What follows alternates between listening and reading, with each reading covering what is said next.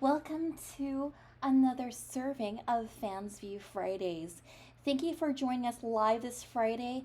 We are counting down to Anime Expo since 4th of July is coming up. And as we're counting down to Anime Expo, we actually want to highlight Anime Expo 2001. The first year it was in Long Beach, and I believe this is like the first time we've ever had an anime convention in Long Beach. And guess what? Everyone hated it. So, with that said, we're going to just dive into Kevin Lillard's report. But if this is your first time checking us out, checking out Fansview Fridays, basically we are honoring the memory of a friend of ours, Kevin Lillard. Kevin Lillard played such an important role with the anime convention scene. Kevin Lillard covered events, he covered panels, he covered cosplays, and it didn't matter whether you're a new cosplayer, whether you're a veteran seasoned, whether you're a world cosplay champion, whether or not you are just starting out, whether or not you made your costume, whether or not you commission it, whether you piece things together from the closet. I know I did for this con when I attended. He just loved taking cosplay photos, and we loved him for that. And this is just my way to just restore a lot of his convention reports that are now kind of lost by the wayside, because the way we're viewing these reports is actually through Internet Archive. And I just thought like I'd just record me just kind of going through what's left of his reports on Internet Archive so we can look back at history. We're looking back at fandom history right here. And this is part of what I like to do. I like to talk about what we had to do to walk so that Gen Z and Gen Alpha can run in terms of fandom conventions these days. And there's a lot of interesting history here, so sit back and relax, pour yourself a cup of tea, and join me, Nadeshiko Gatsby, your local cottage witch, on a trip through time. And we will be traveling back to the year of 2001. And right here we have the splash page for his Anime Expo 2001 report.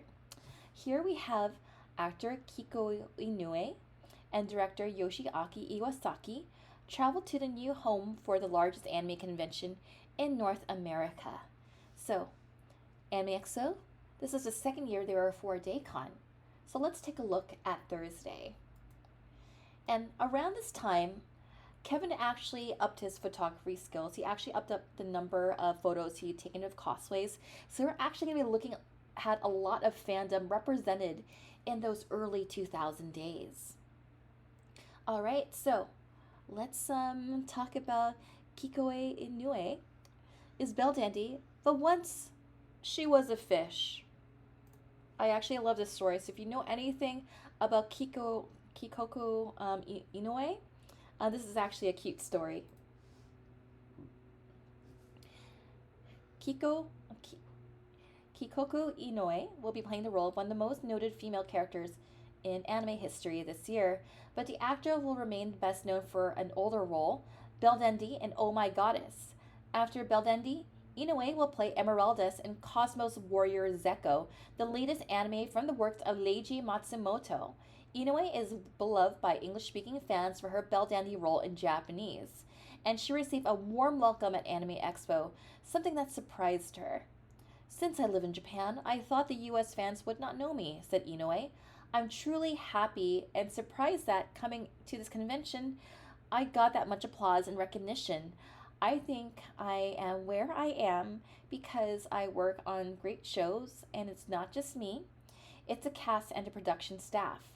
I'd like to say thank you very much to that film staff. So, how did Inoue become Belle Dandy? She got that role on experience and reputation. There is no audition for that role, she said. The original creator, the director, and producer discussed the role among themselves and looked for the roles I had done before and chose me for the job. Is Belle Dandy really Inoue, or is it just a role? It's a very difficult question, she laughed. My regular voice is like I'm talking right now, said Inoue, who tends to sound like Belle Dandy in her regular voice. Since Belle Dandy is not human, she's a goddess, I tried to bring out my acting, my kindest part, the most sacred parts to the voice. Inoue and her gentle voice nearly were placed in the service of the Japanese school children. I wanted to become a middle school teacher, she said. The goal ended when she actually tried to teach a class as a student teacher, found that the students ignored her, and played games in class. I gave up, she recalled. Later, she saw a rerun of the Attack Number One show that she had liked as a child, and Inoue decided that she really wanted to become a voice actor. When I saw Attack Number One again, I felt something came down from heaven. Maybe God came down and said, "You'll become a voice actress." I thought I wanted a job where I could give excitement and happiness to other people, so I decided to enter the voice acting school. What about the fish? Well, Inoue feels that once she was a fish in a previous life and reincarnated as a human, so she has the word fish in some of her album titles. The reincarnation belief led some convention staffers asking if they should serve Inoue fish for dinner, she said. Oh boy.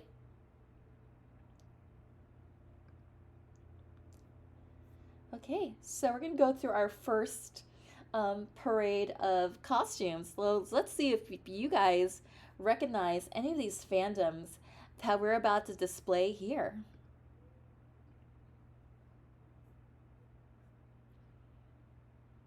I don't quite recognize that one. All right, I'll just scroll through these thoroughly until we hit some links that are broken. So just scrolling here. And this is the lobby of the Long Beach Hyatt. If you go to this Hyatt today, it's so different because they really remodeled the place to have like more of a minimalist, kind of sterile kind of feel. You kind of can see some sort of the brown kind of craftsmancy vibes here in at this hotel.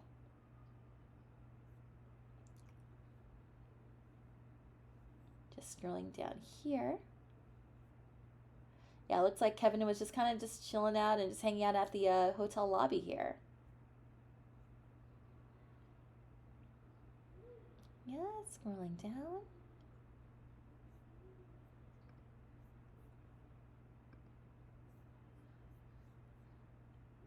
I have a feeling that this is from Excel because there's that void with like wrapped with hands that just kind of moves around.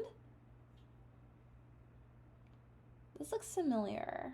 I'm not quite sure what it's from. Of course, we got some Legolas. Not Legolas. Oh my god. Legato. What did I say Legolas for? Oh dear. I was going to say, yeah, we got some Trigun here. Oh, we will definitely be seeing a lot of Trigun at this convention.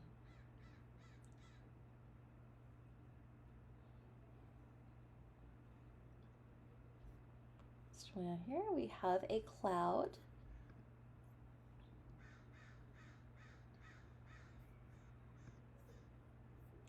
Yeah, we have a lot of visual K, and we also have like just some people just kind of dressed in just attendee summer wear. You can kind of see like the Y2K kind of fashion just come out here. And look, ancient artifacts. It's cameras.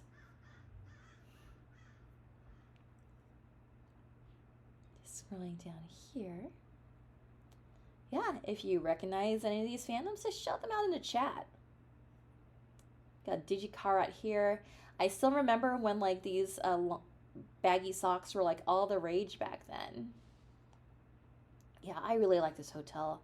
The view to seaside right here, and the nice thing is the nice thing about this convention, this area is during the day you kind of have that June gloom. You have that June gloom, July gloom coming in. So in the morning it was overcast, and it was a cool kind of overcast. It wasn't too humid if I remember correctly, but it was a very cool kind of a weather coming in, and we got some vintage Vashwood here. And yeah, this is our Long Beach Convention Center lobby. Not much has changed.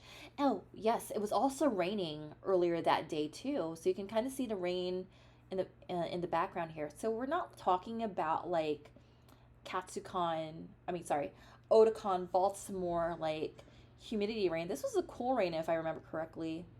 I don't know if Kevin got the photos here because it looked like he was roaming around the convention center when on Thursday. I was at opening ceremonies. because it doesn't look like he covered opening ceremonies in his report here. So we got some Utena love right there. Looks like we have a crossover type cosplay here. Trying to see what this says. So like, something passes, get them here. Something passes, get them here. You also have someone just rocking some Y2K fashion here. I'm about to say, yeah, work it, girl. Yeah, do a little pose for a runway. Show off some vintage Y2K fashion. Yeah, I'm trying to figure out what this is supposed to be representative. I mean, I like the design, but it's just so surreal that this was 2001 and the Long Beach Convention Center has not changed at all. You got some white mages hanging out. We had Cardcaptor Sakura right over there. I think I know her. We have Yaya Han here, just rocking some Madoka action. And no, that is not Magical Girl Madoka or whatever that is. It is OG Madoka, one of my favorite characters from Kimiguri Orange Road. Still like one of my top 5 anime waifus. Not sure what this is from, but I dig the design. So sometimes it was pretty common for like people to go as their OCs at Anime Expo because there wasn't like a lot of general pop culture spaces back then. We got more of that general pop culture space like Comic Cons and so forth, not till like I want to say the 2010s. So anime conventions attracted a very niche kind of variety. Oh, I love her Moogle outfit. Oh yes, we have the army of Moogles. So over at the Anime Expo forums, they had like these easy board forums and they wanted to do like a Moogle type gathering. Oh, check out this Monka Kalanite. Oh my goodness. She's giving Chaperone vibes. We got like a Tamahome and a piece of antiquities right here. We got Kiki.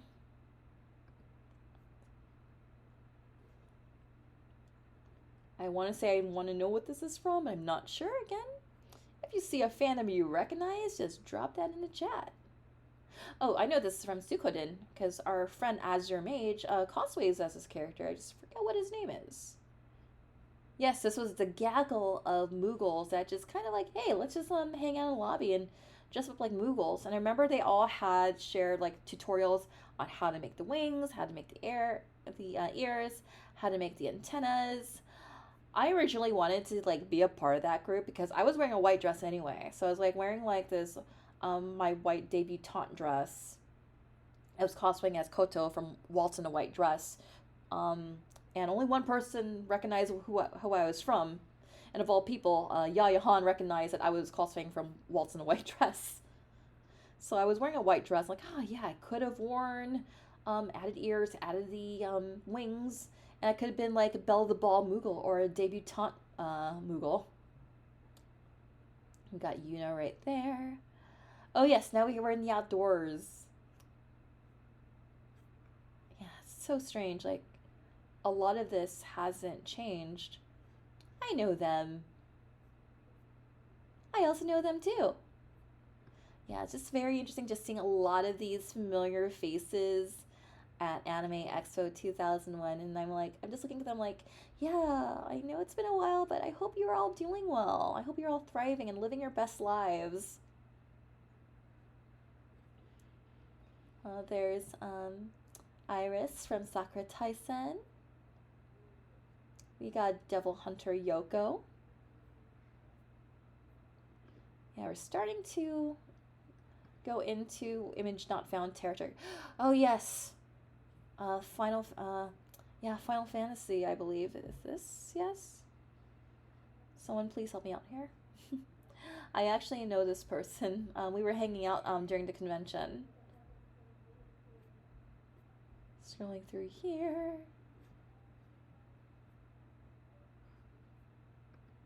Yeah, it's just so like, yeah, I remember like just meeting a lot of these people, just making friends in line, because that's what you did.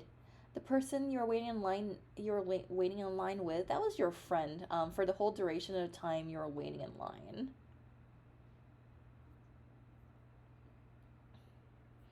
Oh no, we're in broken image territory. Okay, so we're just going to go on to the next panel here. And again, I believe ACP Paradise has archived all the cosplay photos, but let's also talk about Hidenori Matsubara, who helped guide the OMGoddess from manga to anime.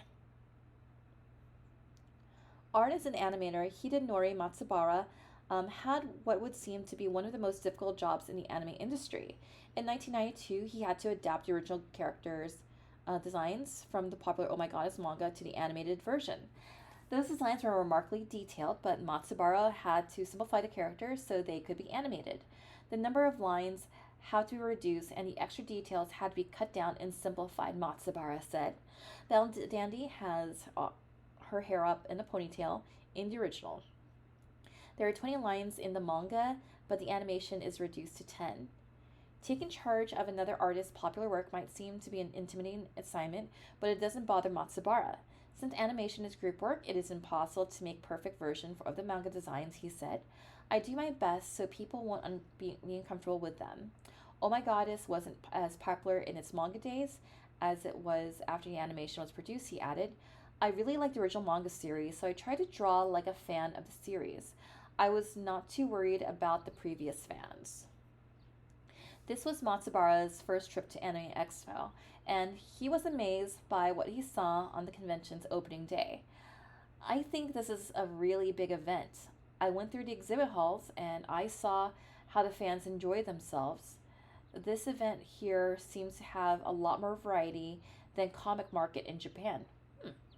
I was astonished that there were so many people coming here from all over the United States. Hey, remember when Anime Expo was like a destination con? Well, Anime Expo is still kind of a destination con, but it's very much a locals con. Like if there one thing to do like in the year, this is what they did. Okay, because remember at the time there weren't like a lot of anime conventions, and at the time California, in terms of anime conventions, we only had Fanime, Animagic, and Anime Expo. So let's talk about Ken Akamatsu. Manga artist Ken Akamatsu created Love Hina, but animator and director Yoshiaki Iwasaki guided the series into animation as the director of the animated version. The anime is the story of a young man who wants to go to Tokyo University and find the love of his life, features a quintet of cute girls and a lot of romantic comedy, a formula that helped Love Hina become a Japanese success and has led to the series being announced for North America release by Project. Yeah, I can't talk right now. What is up with me? Production IG, Bandai, and Sync Point. The transition to anime meant some changes, as happens with every manga series that moves to anime. But in Love Hina's case, that meant toning the original art down. The director said, in the original manga, there's a lot of scenes where naked women, which were not allowed to show on television, said Iwasaki. So some of the manga scenes were too sexy for to show on TV. The nudity was replaced with character development, the director noted. Okay, the nudity was replaced with character development. I will use this to promote this on the VOD version of this stream. The nudity was replaced with character development. While the man of Love Hina, Urashima Keitaro, is supposed to be the focus of the story, the 5 young women in the building he manages have become the most popular animated characters, especially the long-haired Naru Sogawa Naru. Her appearance has a lot to do with her popularity, Iwasaki said. She's about the same age as the main character. They have their interaction, and that would appeal to the audience. To the director, a combination of a good story and attractive animation can make it for a success. As long as you have good animation of the characters, I can develop the problems and conflicts between the characters, he said. I concentrate on making each character not a simple character, but unique in the way that they have conflicts and problems.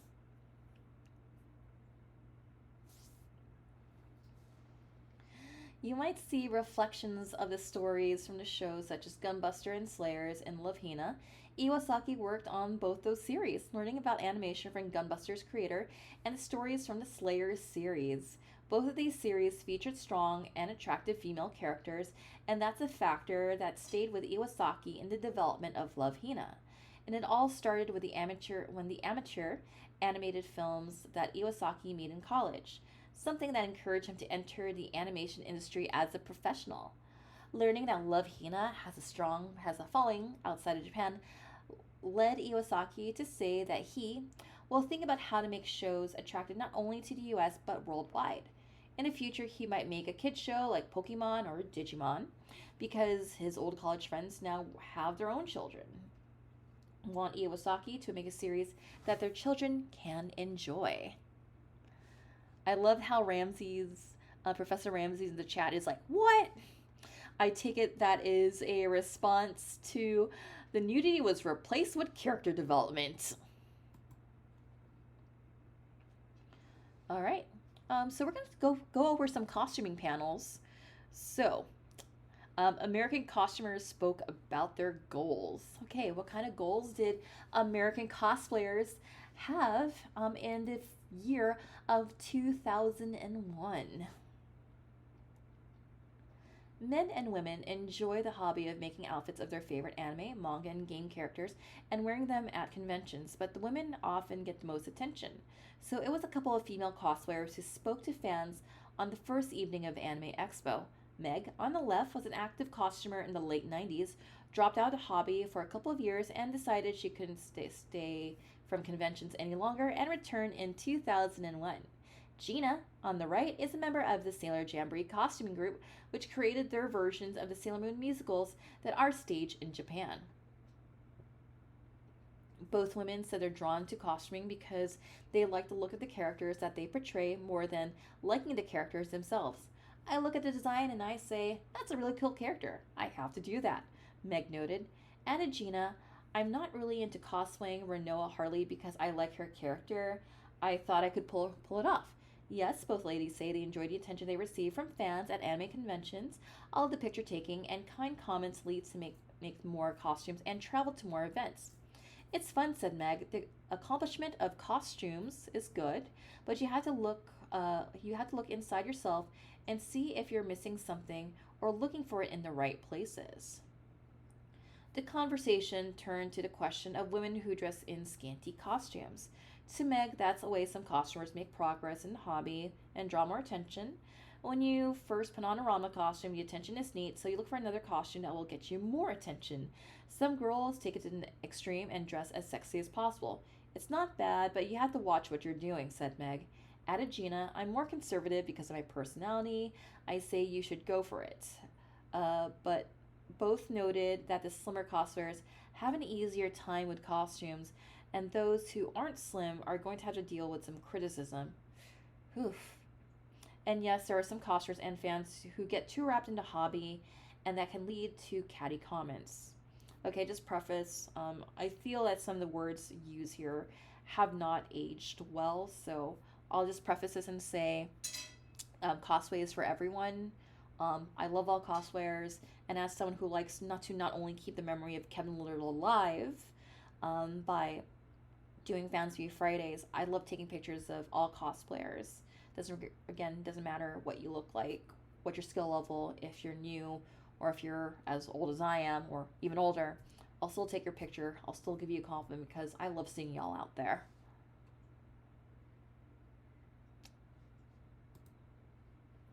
All right, let's take a look at what the Japanese costumers have to say. Japanese costumers share their enthusiasm. Oh, check out that wig. It is giving Bob the drag queen vibes at Madonna's latest tour. I know I'm spitting like references from 2024 as I'm looking back here in 2001. Yes, like this is giving me Bob the drag queen vibes. I love it. Cosplay is an English language phrase that was coined in Japan to encourage anime and manga fans to make costumes in support of their favorite series. The appeal of Anime Expo has drawn a few of those costumers to cross the Pacific and travel to California each summer, and those cosplayers have amazed American fans with their outfits. This year, Nomi displayed an astonishing 18th century formal dress based on the Legend of the Galactic Hero series with a custom made wig that's built around a basket. Nomi said that this outfit took 1 month to make and cost 300,000 yen. Oh my goodness.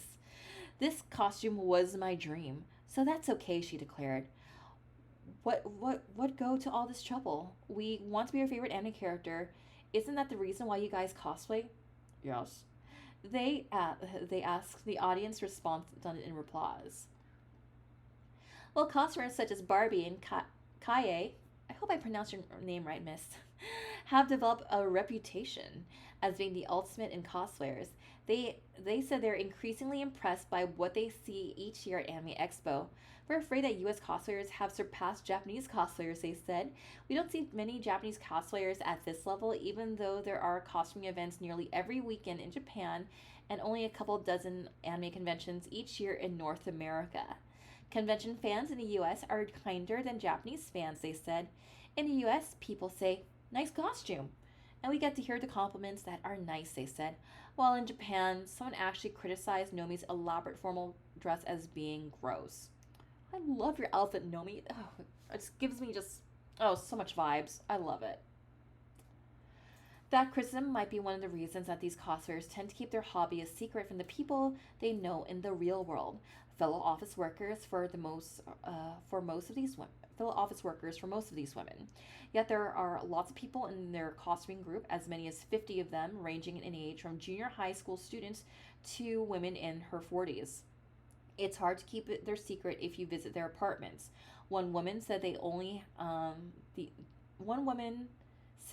space that isn't covered with costumes is a chair in front of her sewing machine.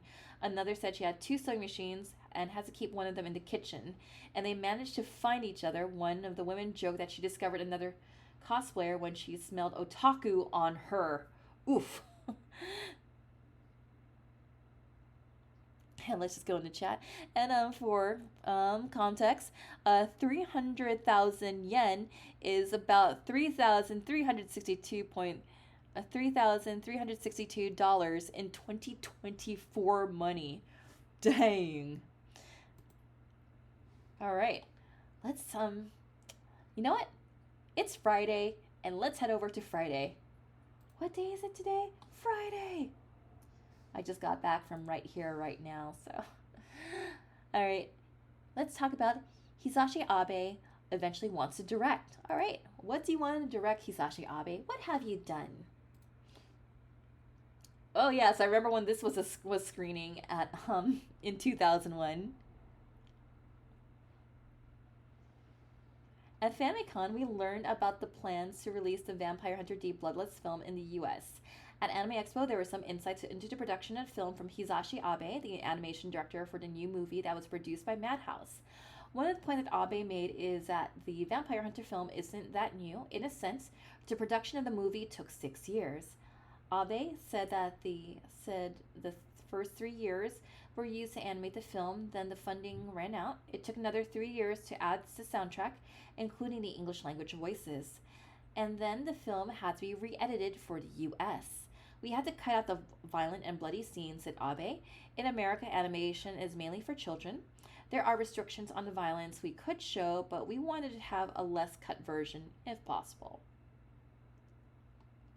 Since it's a vampire story set in Transylvania, the Vampire Hunter film is going to follow the conventions of that genre, including scenes in a dark, mysterious castle. The castle is the most important thing in the vampire setting, said Abe, noting that the film's director traveled to Italy to research locations in the film's background plates. The director really liked that dark feeling, and I like that world too, Abe said. But around the same time Abe was working on the Vampire Hunter film, he was also working on one of the Cardcaptor Sakura movies. It has only been 5 years since we started doing cute children's works, Abe noted. Before that, we were doing more stylized animation. I enjoy doing a wide variety of animation, and my art skills have improved. There's an old movie cliche about all actors wanting to direct, and that might be true of animators as well. Abe has developed some ideas in his career, and he would like to turn them into a film that he would direct. It would be hard to do this by myself because animation is not done by one person, said Abe.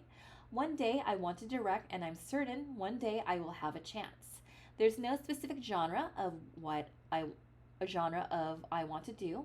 However, the Japanese way of animation doesn't favor a director getting a chance to create his own works.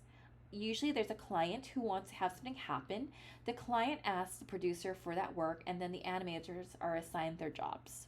Okay, in the chat, Professor Ramsey says, Vampire Hunter D Bloodless? I didn't see it at AX, but I did see it a few months later in the theater near the lab. All right, let's take a look at costumers Friday morning. One of these mornings. All right, we got some Final Fantasy VII here. We got Reno. Yeah, Final Fantasy VII, or just Final Fantasy in general, was pretty huge that year too. Yeah, here we have like the 9 stands.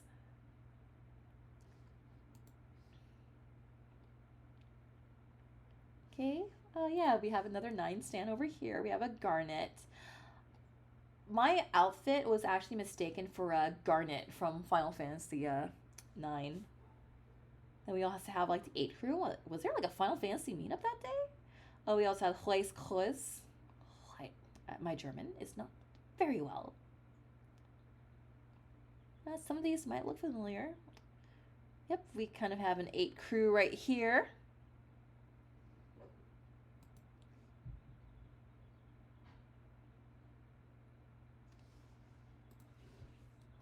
Yeah, I want to go back to streaming Final Fantasy VI. I just need to find the time to do so.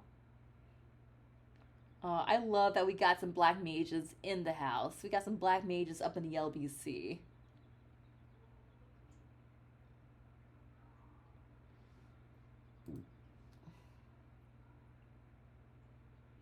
And we got Sailor Saturn. Oh, I love that crystal brooch.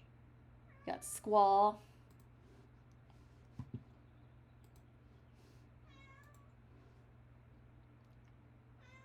Oh, I love this black mage outfit. I'm just looking at the details here and like, yeah. Black mages in the LBC.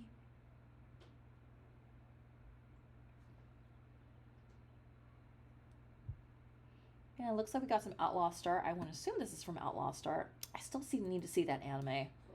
I know it's streaming on Hulu. Yes, we got Gene Starwind.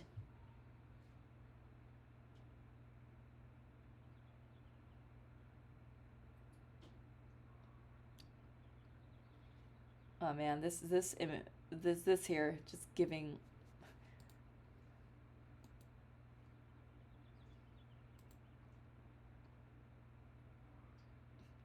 I also like just looking at people in the background here because you can kind of get a sense of like fashion of the time, the type of attendees who are checking out these events.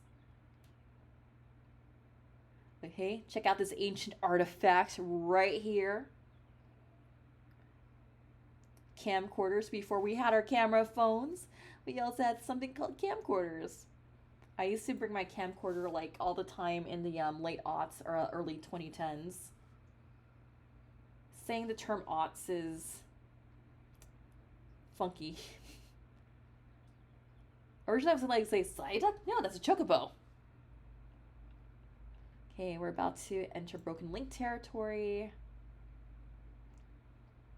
Can we see some more images here? Yes? No? Maybe so? Oh yes, we do have more images here. Okay, this is the outside. Ah yes, we have Sakura. We have Lee Shaoran. Not sure what this is from, but I'm digging the gingham look.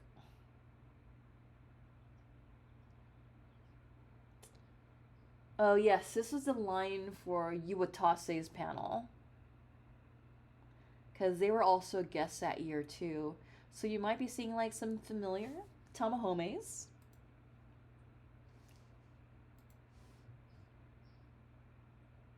And also, you don't have the Ferris wheel in the background here because that has still yet to be built. We got Fu. We have Tomo from Fushigi Yugi. Don't get me wrong, I have a special place in my heart for Fushigi Yugi, the original anime, because it was like one of my favorites growing up. It was like my WB drama when I was like a teen. But if it's one anime, even after just revisiting it not too long ago, if it's one anime that could definitely use a remake, I would vote Fushigi Yugi.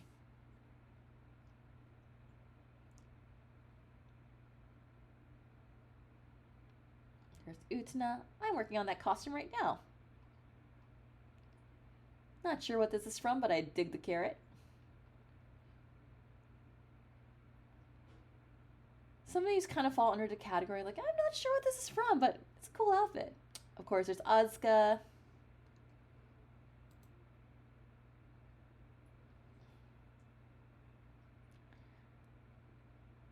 I want to say this is Kyoko from Rival Schools. Yeah, she has a necklace. I used an amethyst necklace for my Kyoko from Rival Schools. Yes, that gent above previously was from Saber Marionette J. Oh, I love this Miyaka. I love how she did the hair, and she also did the crown too. It's very interesting because I was like looking at the different versions of her crown, and like it's never consistent.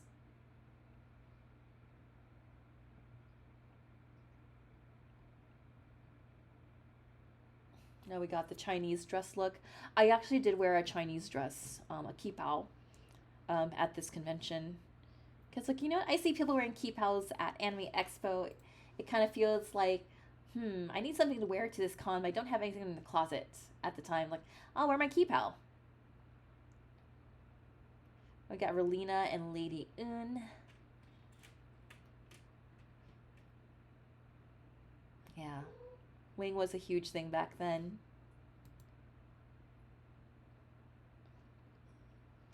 Oh, we have His and Her Circumstances.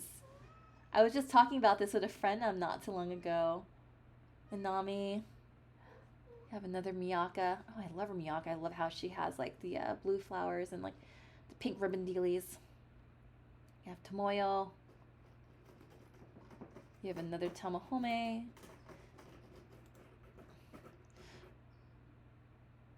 Yeah, whatever this line was, likely the Uwatase line, it went all the way to that domed area of the Long Beach Bridge.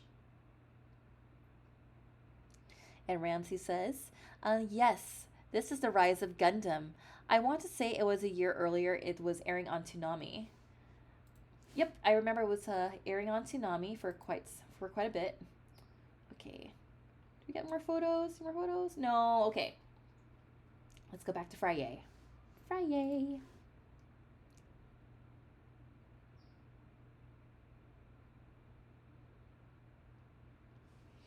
Okay, there's gonna be a lot of costuming galleries here, so like yeah, let's just get through them. Got Ryoko.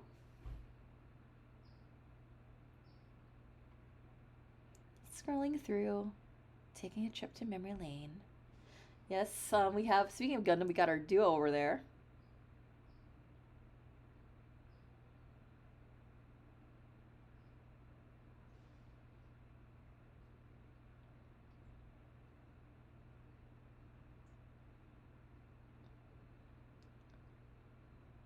Got Cardcaptor Sakura in the cheerleader outfit.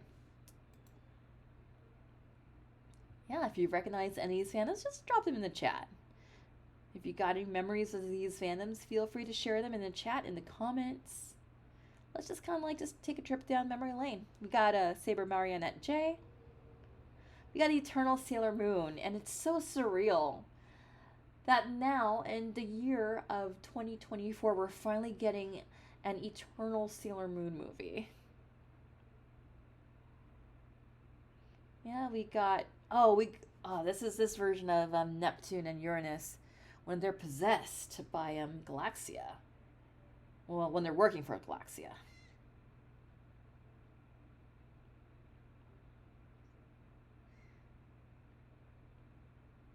Okay, this looks familiar. The uniforms look familiar, but I'm not too familiar. Yeah, there's a lot of like, yeah, that outfit looks familiar. Like, I know this is Lee Shaoran because I can tell by his sword and I can tell by the aesthetic. Like, there's a whole lot of I'm running into, like, yeah, that looks familiar, but I'm not sure what it's from. Oh, I love this card capture Sakura. It's also like one of the lesser known outfits. Wait, is I just love when people just in general just do like a variety of Sakura's outfits. Just scrolling through, making my way downtown.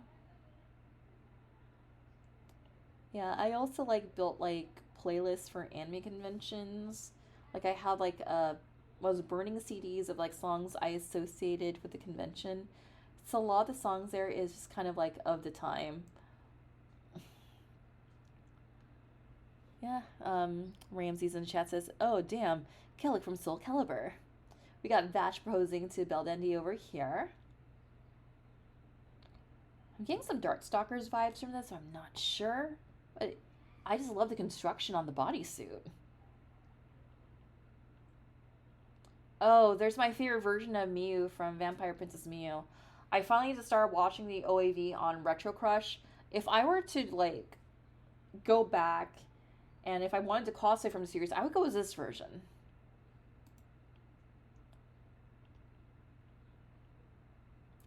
We also got classic Sayuki here. We have Guy from Rival Schools. Oh my, the name is like escaping my brain.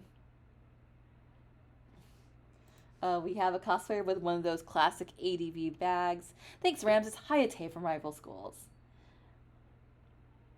Like part of your quote unquote AX uniform was your badge, and you're likely carrying like one of those ADV like goodie bags. We got Ranma's over here. This outfit is just really giving me some Reputation vibes. They're totally in their Reputation era. Okay, looks like we're running out of images, so if we're out of image... Oh! Lena Inverse. And it was also very common, like, yeah, if you couldn't really think of a pose off the top of your head, when in doubt, do the peace sign, do the victory sign. And this is just like one of those classic Kevin photos, like, yeah, hey, someone is nomming things. I'll take a photo. We got Puchika from Digikarat. Digiko, we had like a lot of Digikarat that year. In fact, my mom was actually encouraging me to go as Rabion Rose the following year.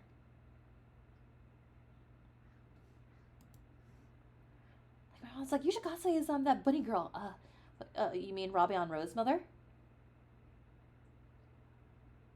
Yeah, I'm not sure what this is from, but like, oh my god, I just love this outfit.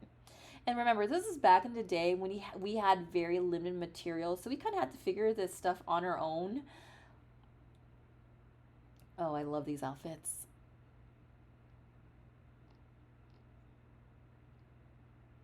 Oh, it's from Final Fantasy IV? Oh, Purum and Palom from Final Fantasy IV. And just like, I'm not sure if they're specific characters, but these kimonos, this aesthetic here is very beautiful.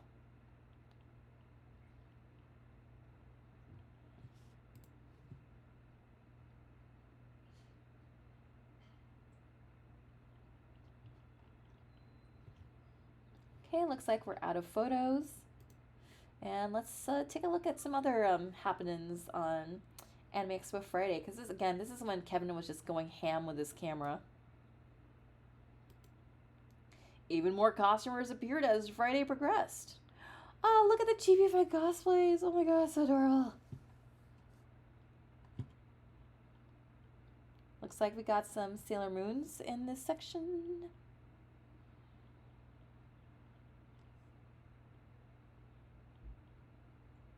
Oh, that's a cute pose right there, too.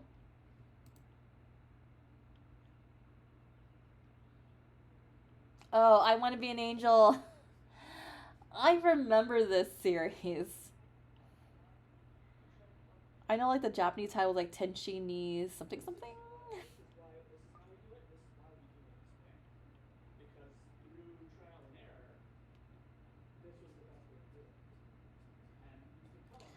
I know this is supposed to be true, but if you like drive down the um, Harbor Freeway in Los Angeles, there is a billboard promoting the LA Chamber Ensemble, and there's a mural of this woman with a stringed instrument, and she kind of also has wavy hair, just like Michiru.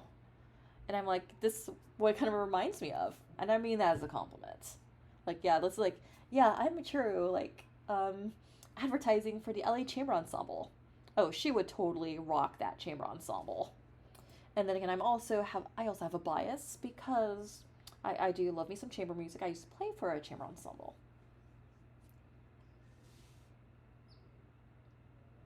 One of my past lives, I played for a chamber ensemble. We got Eris over here.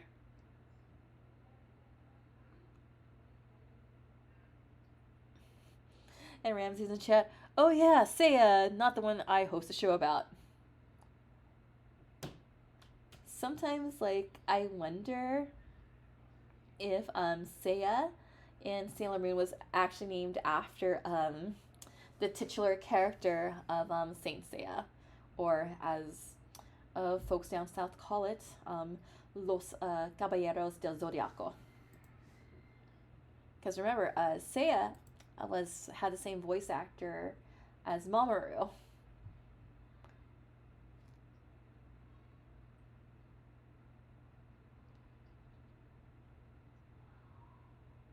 Like questions I would ask Naoko Takeuchi if she were ever a guest at an anime convention. It's like, girl, you gotta come. I have so many questions. Like the moment they announce you at a con, I will um, definitely go if Naoko Takeuchi's going.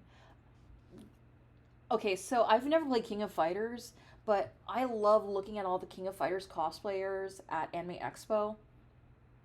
And I was thinking to myself, if I ever wanted to cosplay from King of Fighters, it would either be Vice or Mature.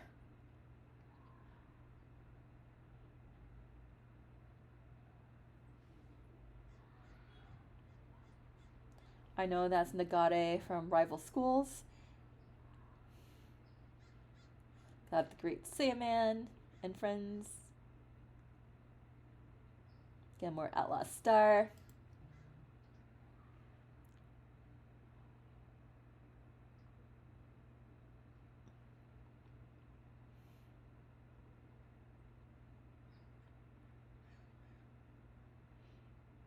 Yeah, Ruby Heart. Mononoke.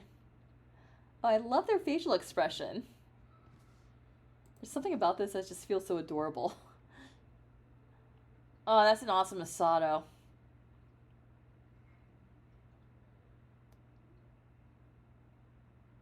That is an amazing Hikaru from Angelic Lair.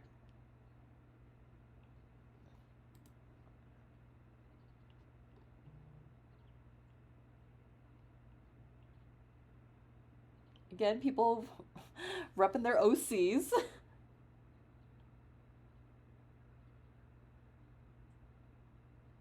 Scrolling through here. Renoa. I noticed like a lot of the Renoa cosplayers, they wear like the Party City Angel Wings. Okay, looks like we got Chrono something. Sorry, like my brain is just kind of like, I can't. Chrono Cross. Because I'm like, oh yeah, is it? I'm like, Chrono Crusade, Chrono Cross, don't know. Alright, looks like we're running out of photos. Oh, no, we're not.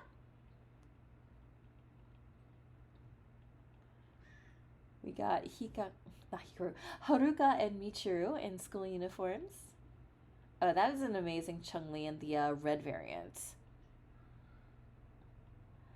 Yep, Rams, that is Haruka in their their high school uniform for the Mugen Academy. Yeah, we got Dilandao from Escaflowne. Oh, then we got I believe this is our friend Hero from Gundam Wing.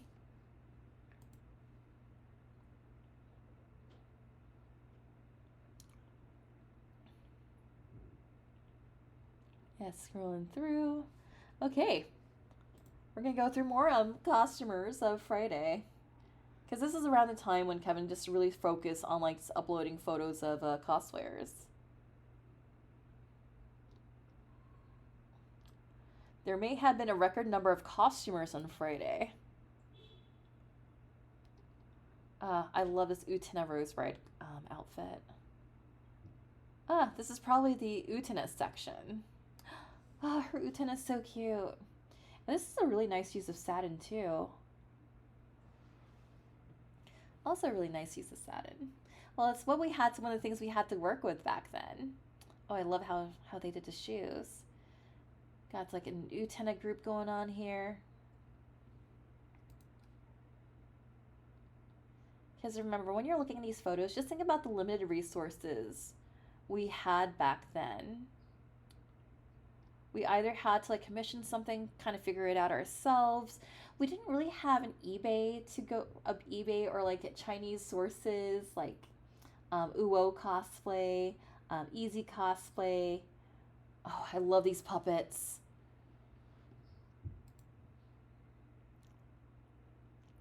Here's Vash. We have some Kenshin going on. Oh, I love the Lupin group.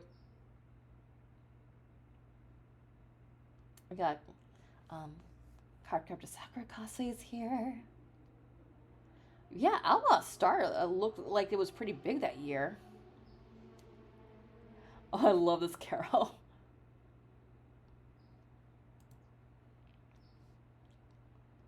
This is a really cute Sakura outfit. I'm not sure if this is canonical, but it's really cute. Because I can also see another clamp character by the name of Chi also wearing this outfit too, but oh, it's so cute. I love it. Because sometimes, like, back then, if you saw like a cute outfit and you could maybe put like a character wig on it, that would like vibe with the character, that was also considered cosplay then too. Really amazing Kenshin group right here.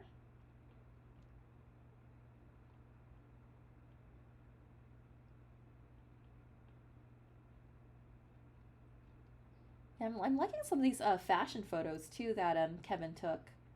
Like just kind of getting the vibe of the time.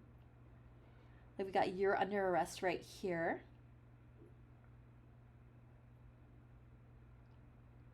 We also got Pink Variation Chun Li.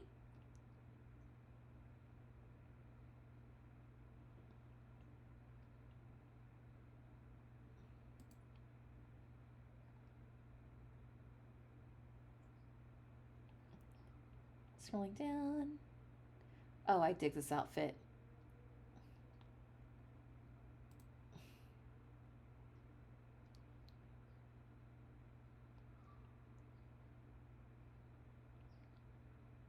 I mean, I was looking at some of these outfits, like I'm just really impressed again of like what people were able to come up with at the time. Like I said, I'm just looking at these photos like, okay, is this just like 2001 vibes? Is this characters I'm not aware of?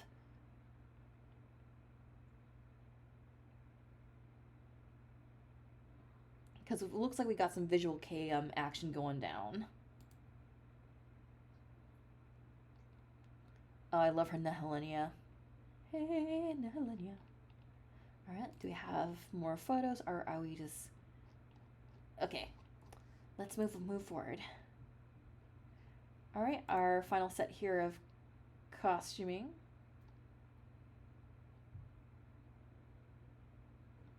I actually did this version of Utena.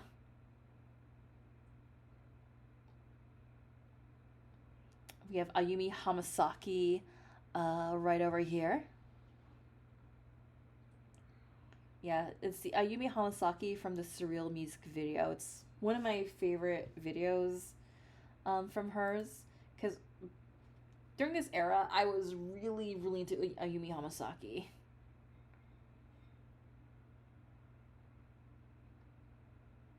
Got some Final Fantasy.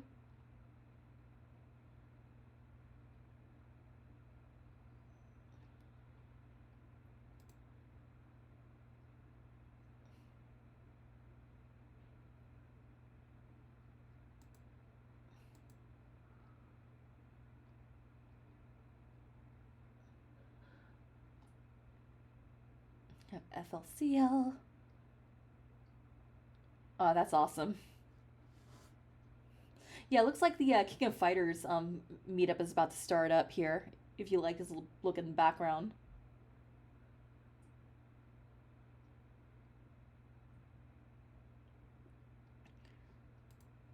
Yeah, this is the con that got me curious and wanted to like learn more about like King of Fighters. Because I just saw this whole group like on the stairs, like, hey, everyone's having fun.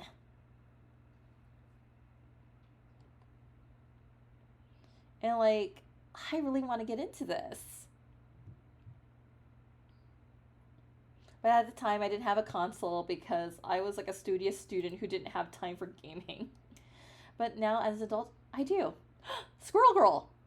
Is it Squirrel Girl? Did she exist back then? I don't know, but I just dig the bushy tail.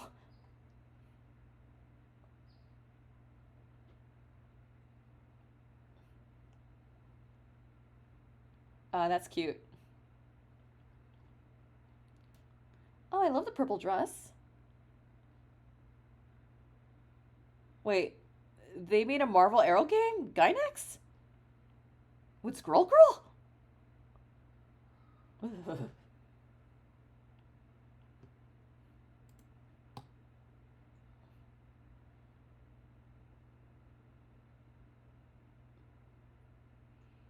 Okay, just scrolling down. Oh, there's Robbie on Rose. Oh, I love this version of Duo. We got Lady Oon.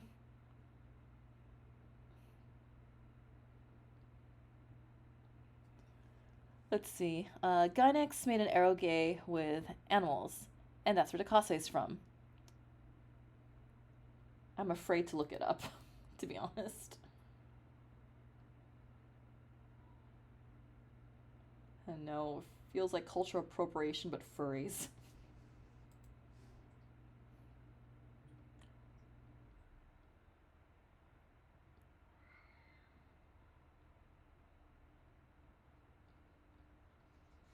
Again, a lot of visual K going down. I love how this hotel worker is just looking at Kevin here behind the camera. It's like, sir, what's going on?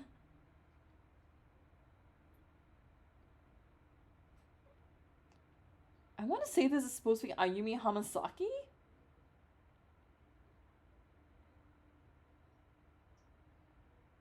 I want to say this is Peach Girl?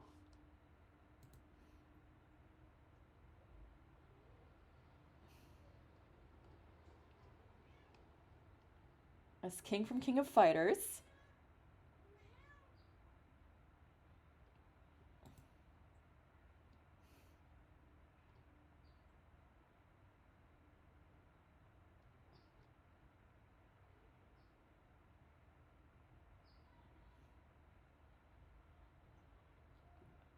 It's actually been suggested to me to cosplay Shermie from King of Fighters. Because I kind of did like a quick test of how I would look as Shermie. And I'm like, you know what? If I ever get like a group of friends together, oh my god, it's so cute. But like I said, if I ever get a group of friends together, I'd love to do a KO film squad. And I'd love to rock Shermie. Oh my god, that's so cute. But I'd like to play the game first to see if we vibe.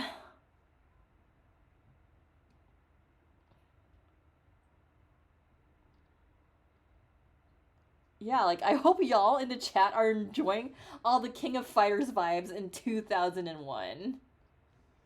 Oh my god, I wish I could have been a part of this vibe.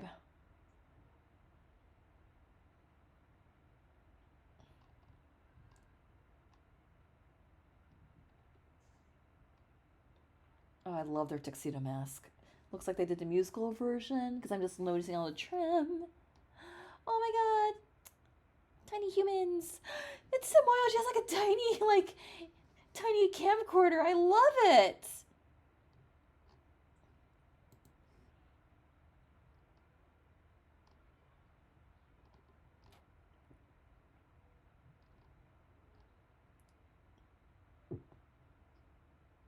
Just scrolling through.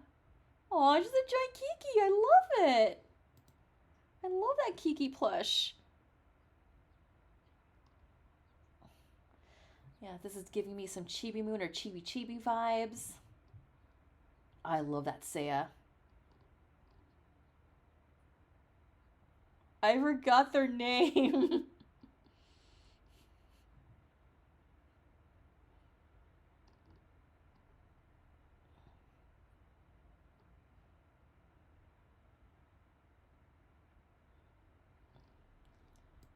Yeah, this is a really strong year for Visual K. Okay, no photos there.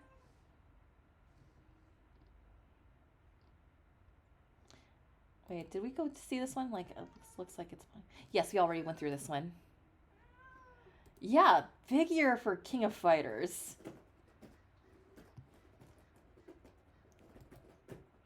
All right, these men helped deliver Cardcaptor Sakura. Cardcaptor Sakura originally came from the Clamp group of female artists, but the version best known in North America was animated by a team led by these two men, Morio Asaka, who directed the Sakura TV series and movies, and Masayuki Kojima. Cardcaptor Sakura has a clear target, and it's easy when there's a specific audience in mind. Asuka said about the show it had become a children's favorite. I don't question if Cardcaptor Sakura was intended for children. From the creators' intention, it was intended for a younger audience, but it's turned out to appeal to a wider audience, and it's great to have a wide acceptance for your works. The producers of the animated Sakura had to please sponsors and the Clamp artists in making their adaptation, Asaka said. If I'm making an anime from a manga, then there will be fans of that manga, and we have to satisfy those fans and fans who haven't seen the manga. If there's an original work, I express myself in the story, and sometimes I'm embarrassed by revealing everything inside myself. I've dealt with Clamp, and I know what they want to express in Cardcaptor Sakura, and there's no difficulty in knowing what they want. The only changes that came from the translation to the anime was not to show the panties of young girls. As for changes that were made in adapting the TV series for US television, Asaka said he was unhappy that some elements and episodes were cut.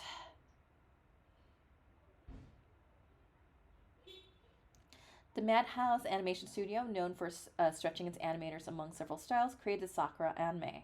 Kojima also worked as chief director on the Master Keaton series, unique among anime series in showing an ordinary person doing extraordinary things while sticking as close to his regular life as possible. I think it's unusual. It's an unusual series. I don't think it will have a young audience," said Kojima. For Master Keaton, all we wanted to do was to animate the manga, so we were sticking to the original stories as much as possible. Once I get started on a series I like, because if I didn't like a series, I couldn't work on it. All right. Tomoko Kawakami spoke about acting out Utena and Noel. Okay, so Tomoko was not an official guest of honor this year, that year of 2001. She was a guest on behalf, I forgot what company, but let's take a look here. Tomoko Kawakami, the Japanese language voice of Utena and Noel, had a busy, adventuresome Friday at Anime Expo. It started with an appearance on a panel discussion with Utena creator Kinohiko Ikahara, who noted that he preferred Girls' Revolution Utena as the English name of the series. Kawakami performed her For the Revolution of the World line from Utena in Japanese and English to applause from the audience, even though fans had to give her a quick English lesson so she'd be able to deliver the line in that language. It's so embarrassing doing that in front of the director, she joked. A fan wanted to know if Kawakami had more fun recording the TV version of Utena or movie Utena. The most fun was the TV series because there are a lot more scenes in the TV series and I got to play around, but the movie Utena fun was fun too, she replied. Seeing that the fans enjoyed her energetic nature, she asked, "Am I funny?" The fans broke out in a unanimous kawaii, as in cute, and she smiled. Other fans asked if Kawakami would ever want to voice Uten in English. If I were to do it in English, it would be 3 times as long as the original because I talk so slow, she answered. Later that day, Kawakami was part of a rare meeting of Japanese language and English language voice actors who have the same role in an anime series. To the left of Kawakami is Diana Ko, who is the English language voice of Noelle in I'm Gonna Be an Angel. When I had to deliver those lines, I thought I would imitate her in the best way I could, Ko said. Kawakami was curious about her North American counterpart. What did you think about Noelle, Kawakami asked Ko. Do you think she was strange? I thought she was cute and spontaneous, Ko replied. She's more blonde. She's more than a blonde little girl who wants to be an angel. She has more depth than that, Kawakami added. Noelle's energy is part of her character, and that is how I act, but the emotion comes from myself. I also want to add that Kawakami also did the voice of Sugar from Tiny Snow Fairy Sugar. And rest in peace, Tomoko. I'm glad that I was able to be in your presence at Anime Expo 2001. And I believe also Anime 2002. And I'm so glad that even though I never said hi to you, we never took a photo together, I'm glad that we were able to share the same space together at one point in our lives. Thank you for voicing one of my favorite anime characters, fictional characters of all time, Utena Tenjo.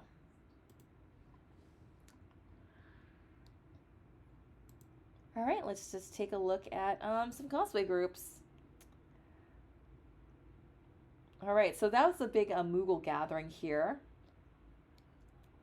We have like just a group of like just random this and that. We got some Sailor Moon stuff happening here. More Moogles.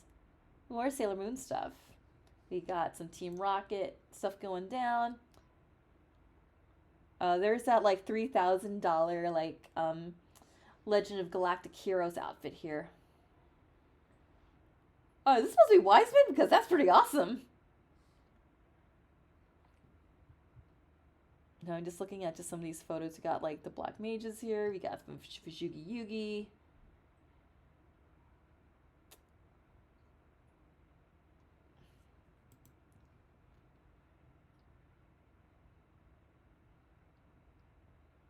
Oh my god, check out these kyos. Yeah, these next few photos might make our fans of King of Fighters in the chat very happy. Oh, looks like there was a Visual Kea meetup right over here.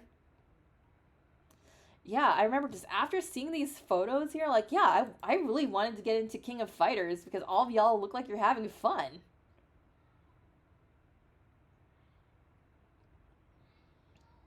Oh, that's a really nice picture of like the Cardcaptor Sakura group.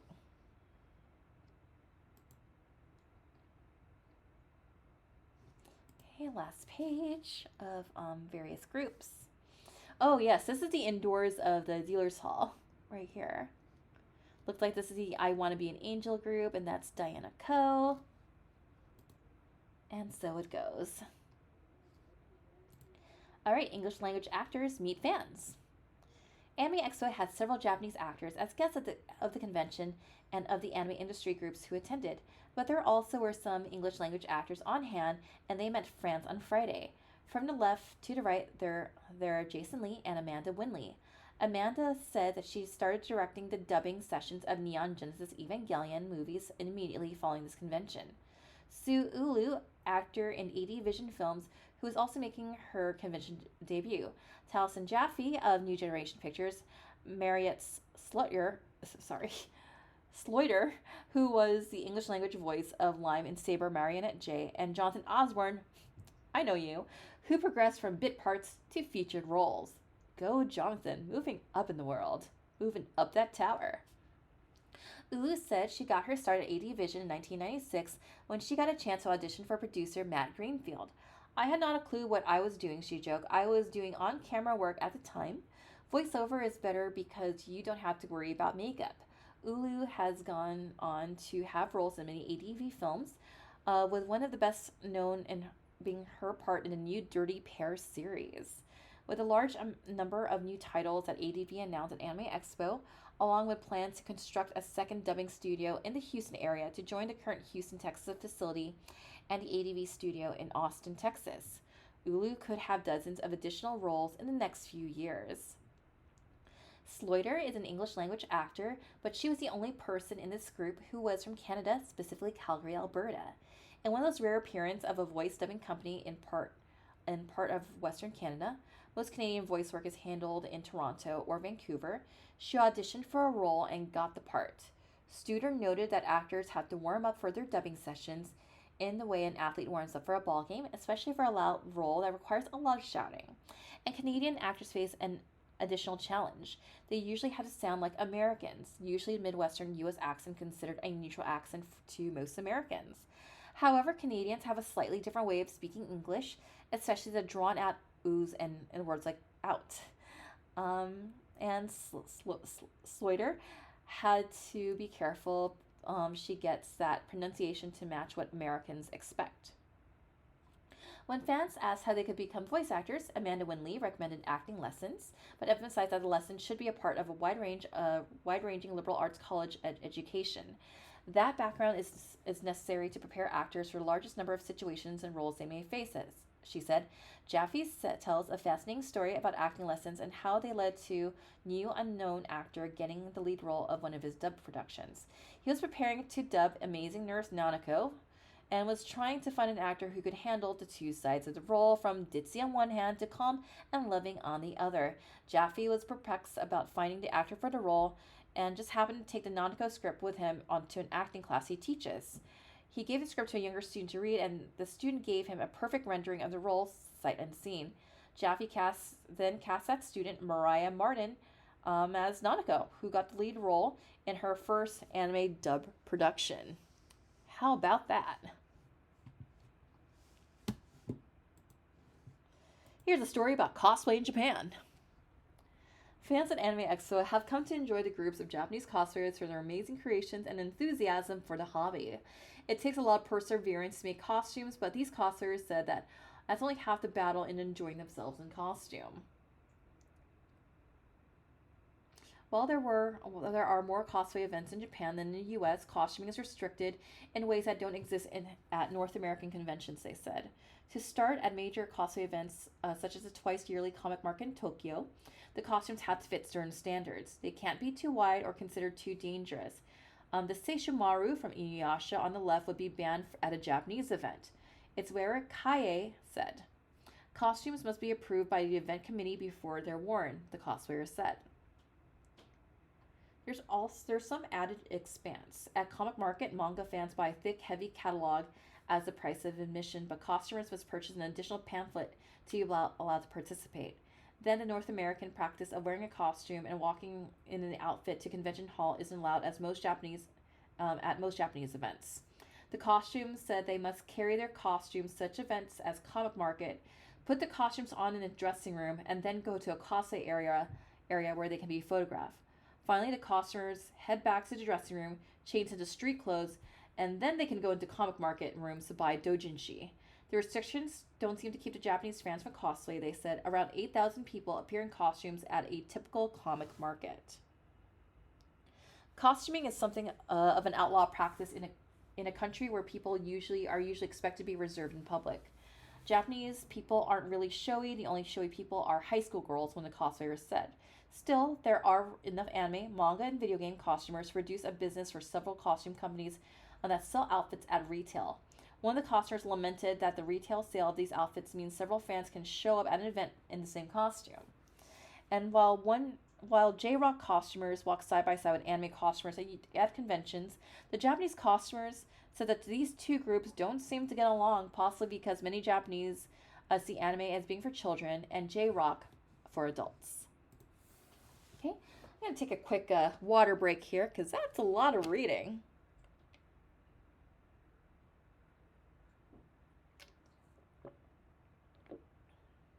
Yeah, and I hope y'all are staying hydrated as well.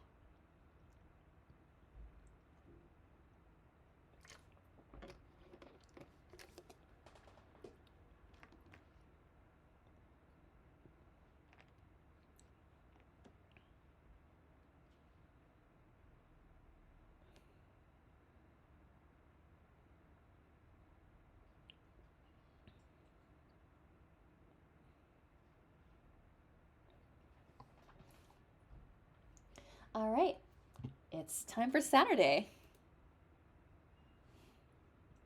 All right, my man Noboru Ishiguro spoke about the future of anime and rebuilding of his studio. Noboru Ishiguro, the founder of the Artland Animation Studio, was scheduled to appear at Katsucon in February 2001, but his studio caught fire 1 week before the convention. 5 months after the blaze, Ishiguro traveled to Anime Expo to talk about the experience.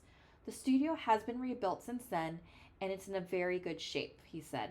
The aftermath of the fire was something that renewed Ishiguro's faith in his fellow animators. In the fire of the animation in the fire, all of the animation desks were burnt. But during the night, the staff asked other studios for help. They were able to borrow all the desks that were needed, more than 20. While animation studios compete for business, they cooperate when friends are in trouble, Ishiguro said, and he was deeply grateful for the help. Those studios might cooperate because it's rough to make a living in the anime industry with the declining budgets. Ishiguro noted that a show produced for a half an hour time slot gets enough money to create 3,500 cells. That's sort of limited animation compared to the smoother look of American animation has been a part of the look of anime for years. But Ishiguro doesn't improve the way that some modern animators handle that part of the job. Animators have started trying to stop movement in TV shows because of the limited number of cells they can use, he said. As a result, animation is more like a storybook than an animated program.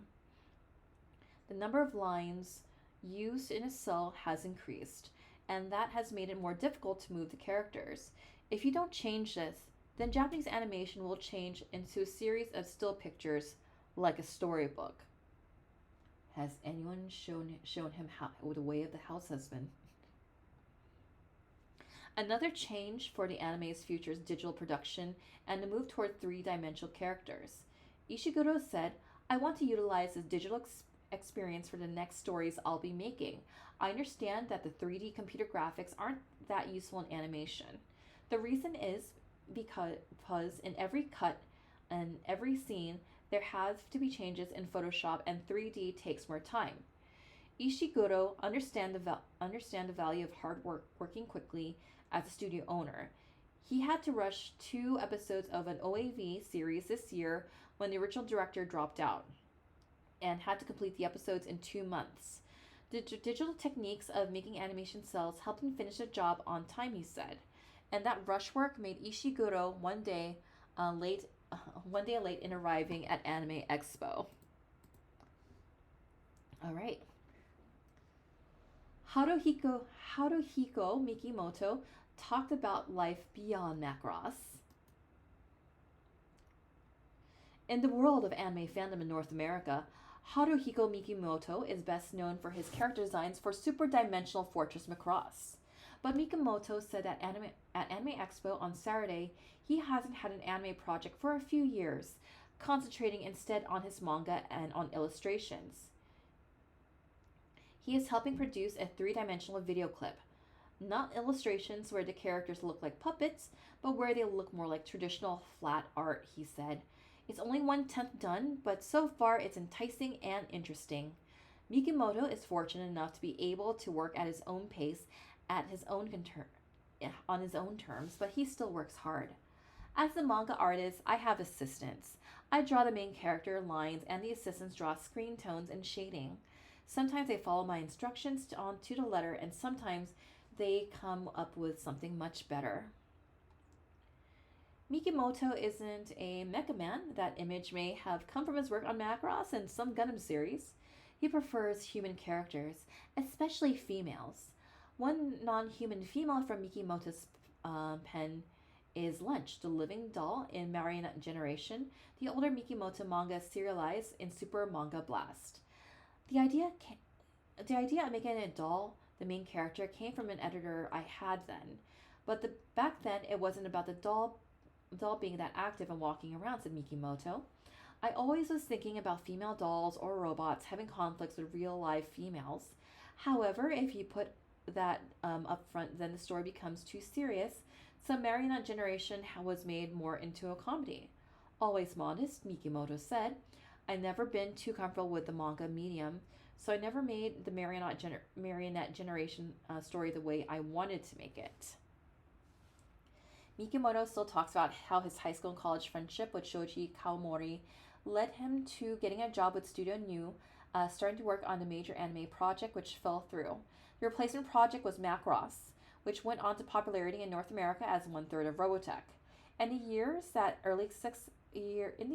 that early success, his last appearance at Anime Expo, Mikimoto is not sure if I'm self-confident. I've gotten older, and my stamina isn't what I used to have. I can't push myself as hard as I once could, but over these years, animation is getting a more positive image overseas, and that is something I am happy about.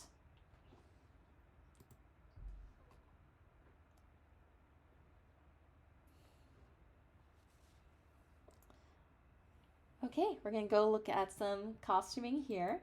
More of Saturday's costumers.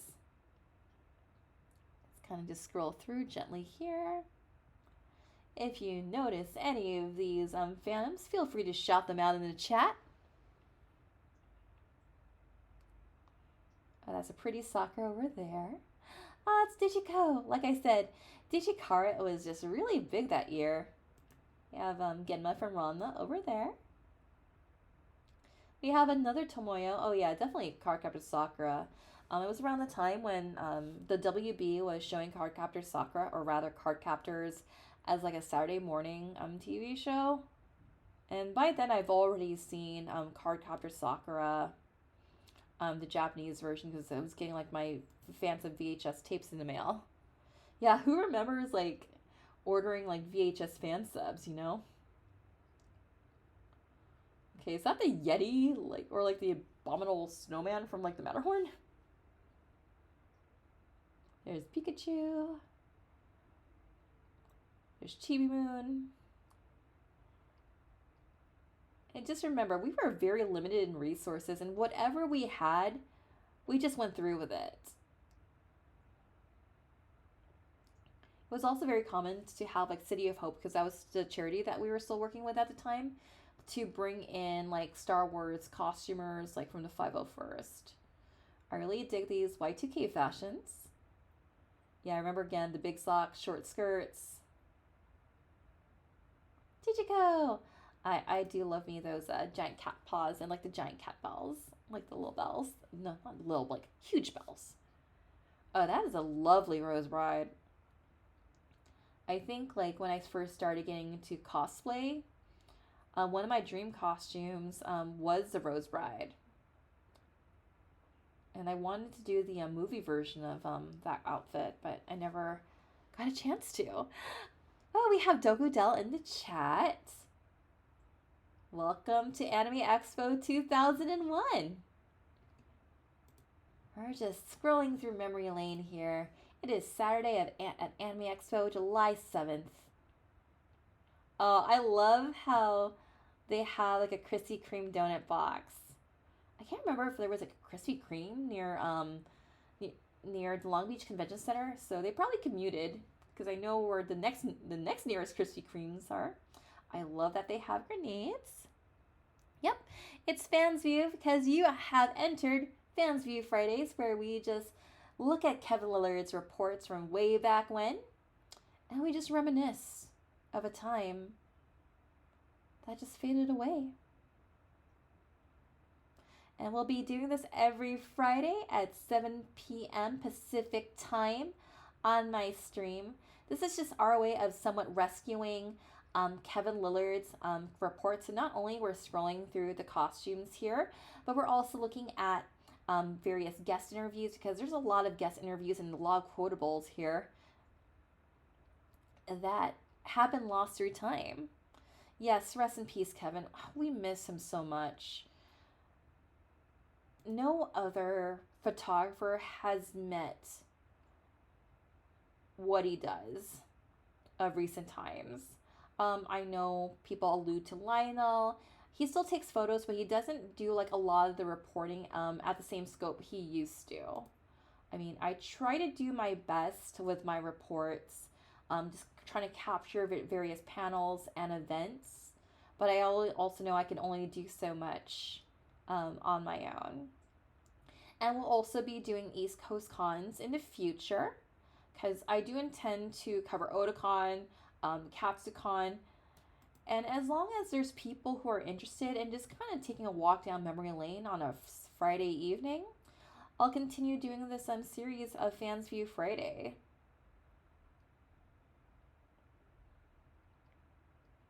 Oh, that's from Sakura Tyson. And like I said, we'll just go scroll through so as long as we're able to get images to load. And oh, Sakura Tyson. Yeah, it's amazing how the Long Beach Convention Center has not changed. It's still the same look as it was then, as it is now in 2024, because Anime Los Angeles is now home. It calls the Long Beach Convention Center its home. Yep, I didn't get my first Kevin pick on a site till 2004. I want to say I didn't get my photo on this on Kevin's website until Anime Central 2001. I know we'll be seeing my photo come up here in a few moments for Masquerade, because I know he got that photo of me, and I'm not going to spoil what it is, because I think a lot of you will find this reveal surprising. Okay, looks like we're running out of photos. Yes!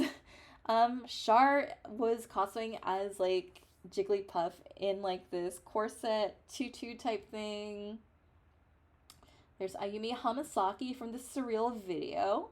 It's one of my personal favorite songs, like from back in the day. Okay, looks like we're about to run out of images.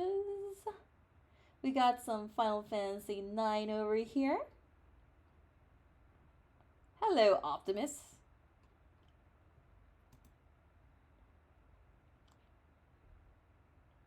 And if you can kind of closely see, like in the background here, if you see like this, the setup right here, that's where they had to meet the guest reception.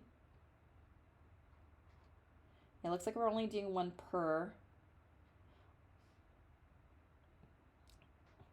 And there's Toga and Anthe. Oh, I still love just how that dress is done. Oh, this is so cute. I've always liked the Catgirl outfit that Sakura wears. This is like one of my favorite. It's like one of my favorite outfits. One of my dream outfits I'd like to do.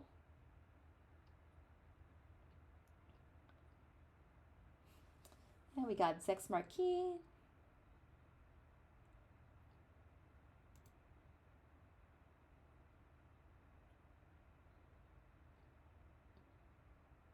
We got Cheeseheads over here.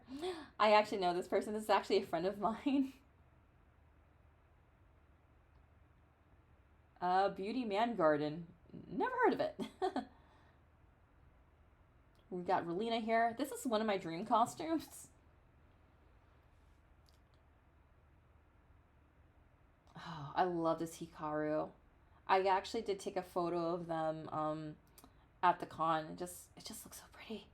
Oh my god. Yeah, Ray Earth is like one of my dream costumes. I have a Umi like that's in the works. That's kind of like hanging out in my attic. And there's Quistis from 8. Okay, looks like we're out of picks. So, all right, let's go to the next Saturday gallery.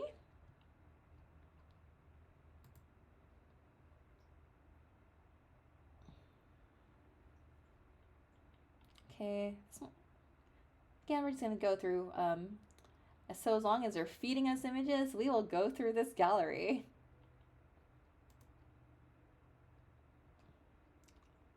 Got Misao.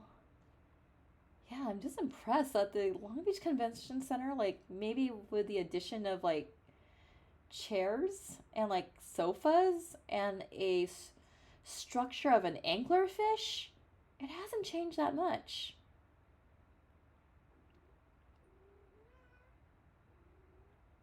Like, all of this here hasn't changed.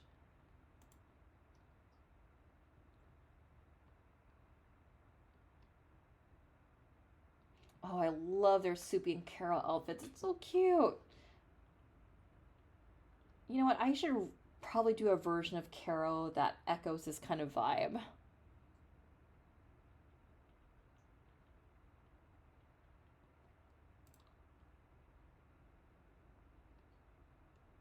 And in the chat, Dokodel says, still never been to an anime convention on the West Coast. It's really hard for me to recommend Anime Expo these days. It's not the most accessible or friendly, and I just don't, it's really hard for me to recommend modern day Anime Expo anymore. Oh, I love Arabi on Rose. We got some Guilty Gear. It's also really hard for me to also recommend Fanime. But I think for you, Dokodella, if you want to escape winter on the East Coast, come out to Anime Los Angeles. The weather is about 60 to 70 degrees Fahrenheit. It's not humid. It takes place at the Long Beach Convention Center, which is what we're looking at right here. I actually know this dude right here. I mean, this hotel lobby has changed. It looks so sterile now. I love how this guy just like used like a part of a wig to just cover his face. Oh, I love her Sakura costume. I'm like, is this Abdaro? FLCL, Fooly Cooly. I know that, Noriko.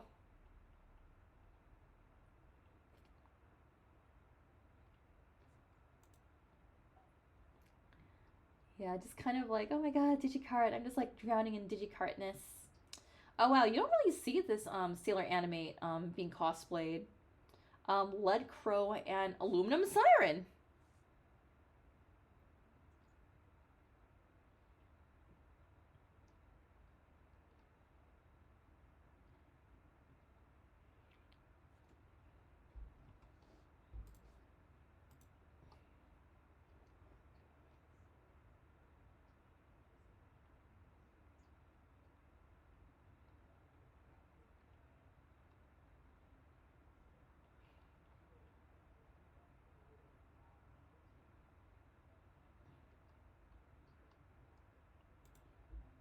That's a really good Mai over there. And this is like the classic, like Kevin Lillard takes photo of cosplayer and food pose.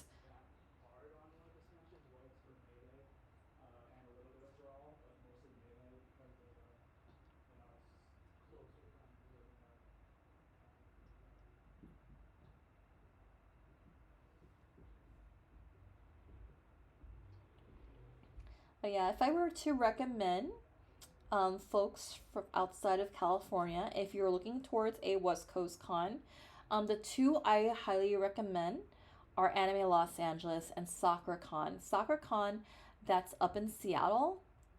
It's easily becoming like one of my favorite conventions. I was able to check out some of the Love Live performers at that event. They didn't have a concert, but I like how they had meet and greets. They had a couple of different panels throughout the convention. And I was just really amazed by their Japanese guest lineup. Oh, and they also had the Gundam Seed actors, the Gundam Seed voice actors. So you had the voice actress for Locus and the voice actor for Kira Yamamoto. So they got some good, pretty good guests. Anime Los Angeles, they have your run-of-the-mill, like, typical American voice actors.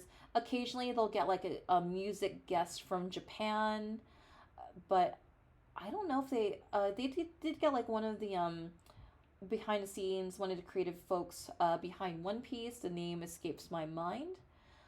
But the ratio of American guests to Japanese guests is pretty high.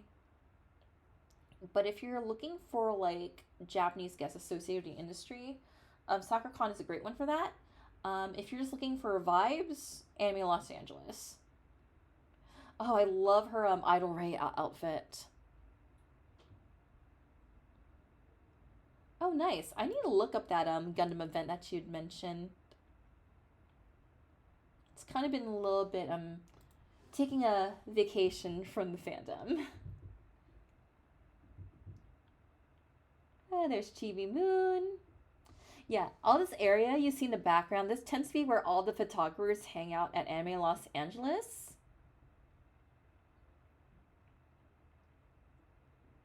There's a Mai Shiranui. I mean, I considered cosplaying as like my back in the day because I've seen the Fatal Fury movie. I'm like, yeah, I like this character, but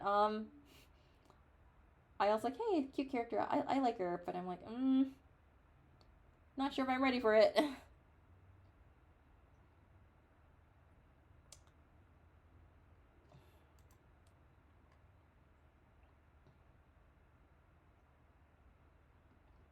Hey, are these all broken? Nope. Oh, I believe that is Cutie Honey.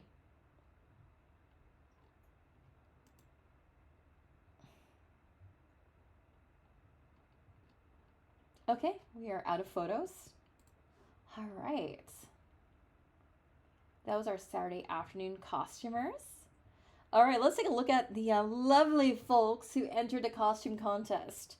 And these guys, these entrants became like my friends backstage. Oh my god, I've got a Tenchiku right here. I love the Ryoki. Oh, and this is the year before the word VTuber existed.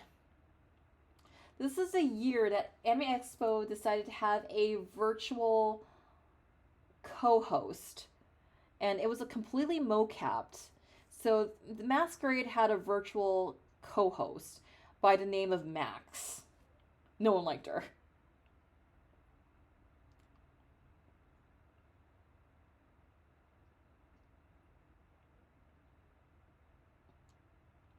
I love how these Cardcraft Sakura cosplayers from Japan, they actually brought in their parents to provide like cue cards. Oh my god, you don't see this character cosplayed as much from Ray Earth, and I love her. Persea, the weapons forger. Mononoke Hime. Oh, I love that Naga and that Lena. I'm just trying to remember things from Anime Expo 2001 Masquerade, because I was there. I do remember their skit. They had a really cute Final Fantasy IX skit.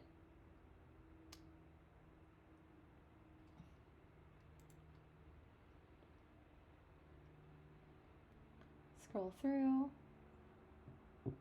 They had amazing Sailor Moon costumes. Yeah, I still have two of them to this day.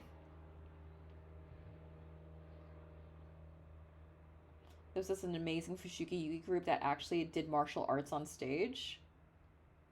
I kind of miss those skits where like you would have like this group of like cosplayers who do like really like amazing feats of martial arts.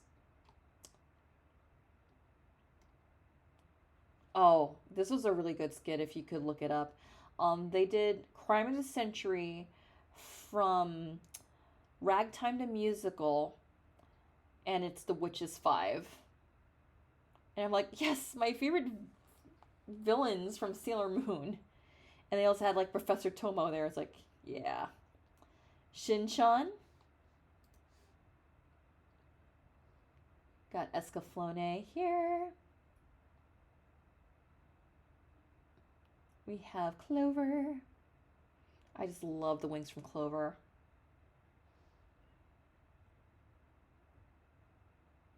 Chrono Cross. Wing Zero.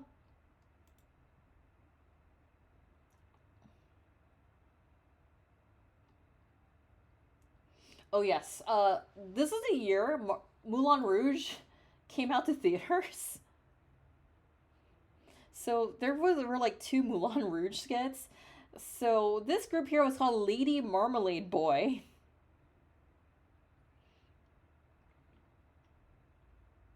We have Mima from Perfect Blue.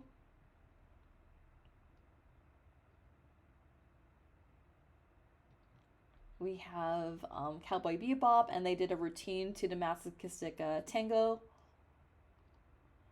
Sailor Moon Go-Go Dancers, this original outfit. And they had Mr. Wonderful playing in the background, and they did like your typical like dancey, idly act. I love these outfits.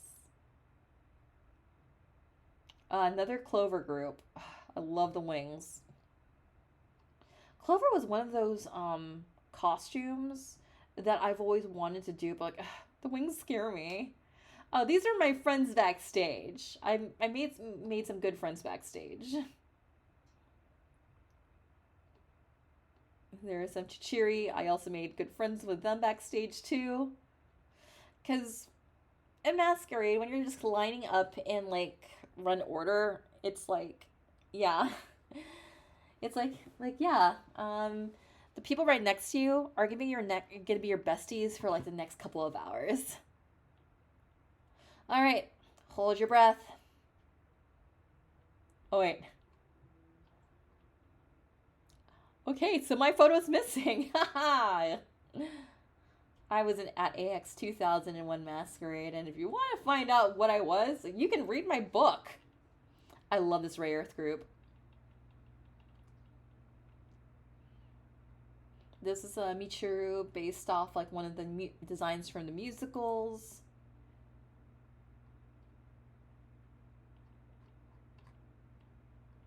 Looks like we got a Digimon costumer right here. We got more Ray Earth.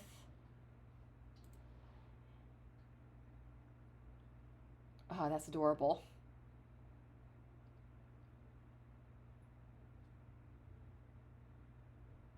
Digikara! Oh my god, so cute. Looks like we have Sorcerer Hunters. This is the other Moulin Rouge theme skit. This was done to Miyuki-chan in Wonderland, set to Lady Marmalade from Moulin Rouge.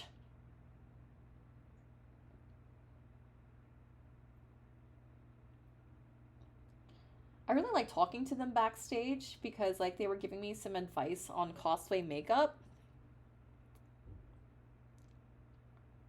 Cause like this is like was like my first like major masquerade I was in, and I didn't know what I was getting in for, and I was glad to have like made friends like backstage, and to also like have people just motivate and help me, just kind of like figure out like, hey, you should try this and that. All right, let's check out our award winners. Best in Show, of course, it went to the Lady Marmalade group. They were really good. Best Presentation. Yeah, Udon. They just had like just amazing costumes. And they brought in like their A game from Saint Seiya and looks like 5-star stories. Oh my god, it was awesome. Then you have Final Fantasy 9. You got a Ray Earth group right there. Best Children. We have some craftsmanship awards. So we got like Project Udon right here under Saint Seiya getup. We have we have like Miyuki-chan in Wonderland. Yeah, just scrolling through. Looks like Kevin repeated the photos that he taken like backstage or like right outside by the stage.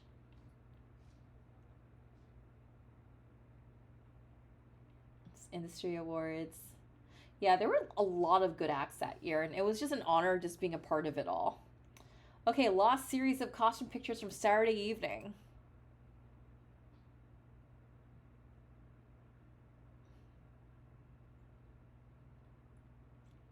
Okay, looks like we got that Tenchi group here.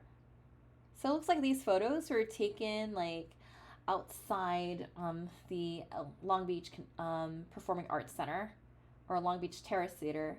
These were probably folks just waiting in line to check out the masquerade. Oh, that's from St. Tail. Scrolling through. Yep, St. Tail. Here's Hikaru. Oh my god, they're wearing like the cat ears.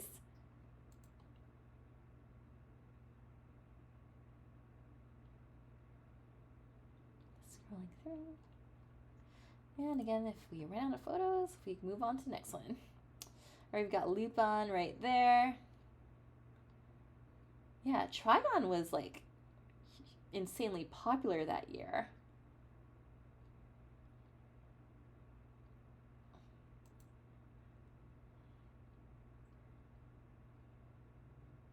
And I feel like Dragon Ball costumes are very timeless. I feel that with Sailor Moon cosplay.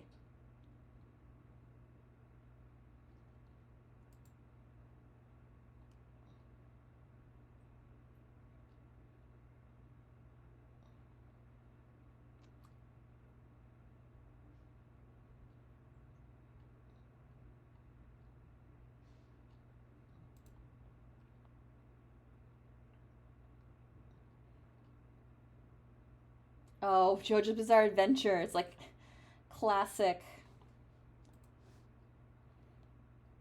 Lee Shaoran.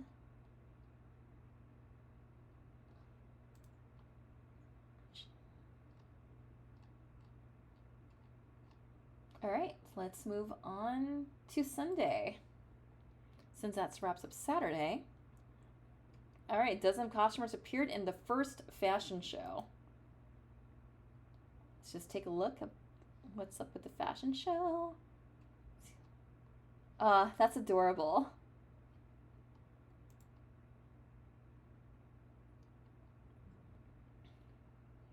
Have Mima from Perfect Blue.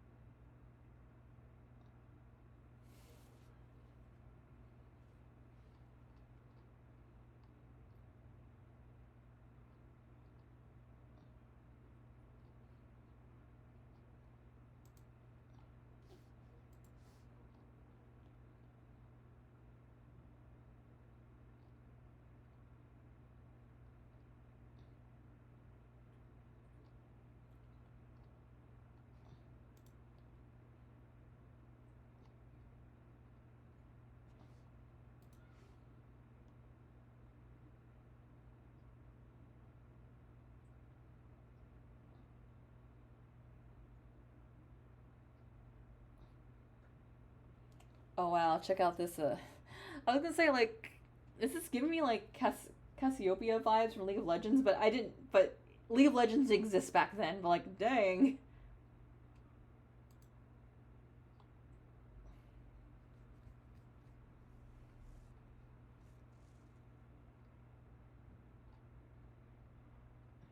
Looks like some of these are just repeats from the masquerade, where just people can just finally just show off to an audience, to another audience, an early morning audience, their work, because sometimes people commute to the con and they can't always make it to masquerade.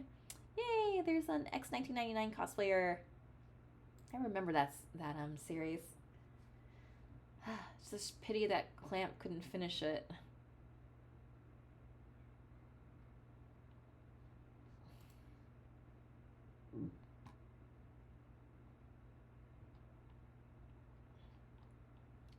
Okay, looks like that reached that part. Other costumers stayed in halls until the convention's final moments.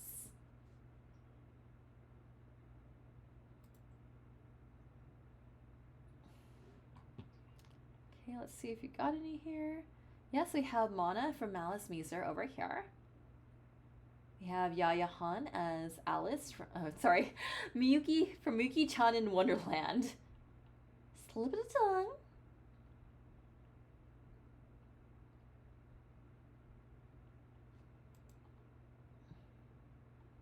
We have Captain Tyler.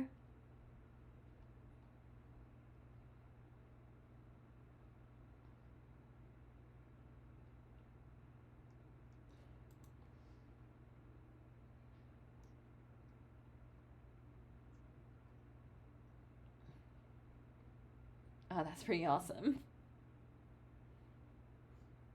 Oh, that's a friend of mine. I know her. Yeah, this is the friend who was staying with me on the last day of the con, and this is my mom made the comment of like, yeah, you should wear this outfit at your next convention. Yeah, my mom encouraging me to cosplay as Robbie on Rose. There's Yukina from His and Her Circumstances, and I actually was cosplaying from His and Her Circumstances that year. I was cosplaying as Mahorin because I just had long black hair. Originally, I was gonna go as Yukina, but I won't go into details. But things kind of fell apart. It's like, let's just go as Mahorin and just act like a cold, hard bee. Things that rhyme with witch that I can't see on YouTube, because that was my mood.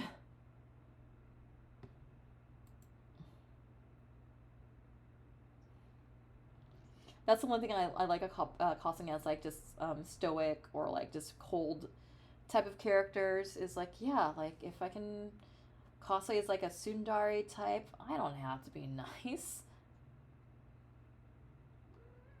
But it's weird because I'm generally in a positive attitude if the vibes are great. Like, yeah, I'm having fun. Oh, I was there when this photo was taken because I also have the same photo too. Oh, this is cute. We got Legend of Zelda. We had the Cardcaptor Sakura in the platinum outfit. This is also one of my dream costumes from Cardcaptor Sakura. But I think I'm going to go with the cat outfit if I ever should go down that road.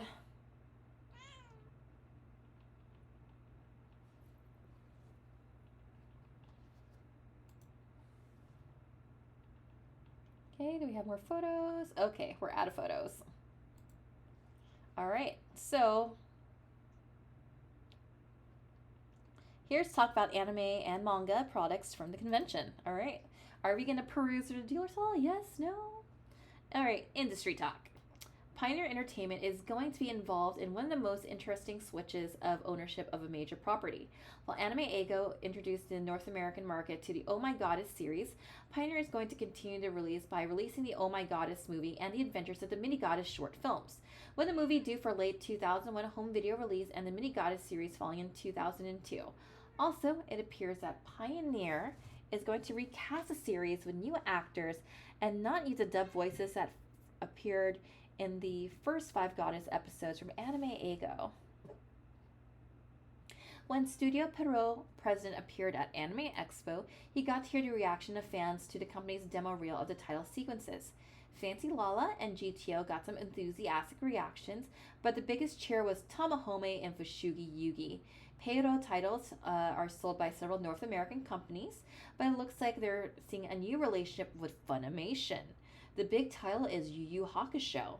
A Funimation representative sang the praises of that series, saying Hakusho had been one of the most popular anime series of the 1990s. Viz Video also has hopes for a title to be a breakout show, but it'll be a different show of breakouts. It's no surprise that Viz got the home video rights to Inuyasha, a series by Viz stalwart Rumiko Takahashi, which is handled by Viz's parent company in Japan. The surprise is that Viz is hoping to turn Inuyasha into a mainstream show by shopping the series to North American television and cable TV. It looks as if the success of other anime series on US TV has encouraged Viz to look for a broadcast or cablecast home for Inuyasha. The Revolutionary Girl Utena movie is scheduled for release by Central Park Media later in the year, following the company's handling of the opening episodes of the TV series. The format release is interesting though. Central Park Media is going to follow the DVD trend by selling discs. They are going to sell the VHS tapes only with the dubbed version of the movie. That follows the trend of letting DVDs carry the subtitle market and cutting back their subtitles on tape. Kevin Bennett was a part of Studio Iron Cat's first foray to Anime Expo. The small Virginia company plans more Senno Knife horror manga and a Dahlia manga by the creator of Vampire Princess Mio. Iron Cat will sell all American editions of Neon Genesis Evangelion art books from Gainax, and they'll expand their line of manga from anime companies with a cool devices manga. Alright, don't Google that. Finally, the secret cosp Miyuki-chan page is revealed. Secret cosp Miyuki-chan page. Oh, you gotta love like the 90s aesthetic, the old internet aesthetic of all this going on right here.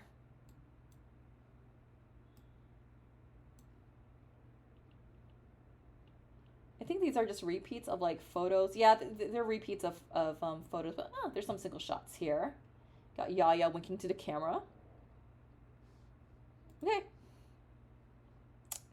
All right, the author needed a lot of space to pull together his notes for the event. All right, this is going to be our last section of Anime Expo 2001. Years ago, the U.S. Independence Day holiday meant the author's chance to see fireworks shows. Now, the holiday weekend is a time for anime conventions, Otakon in 1999, and 3 editions of Anime Expo.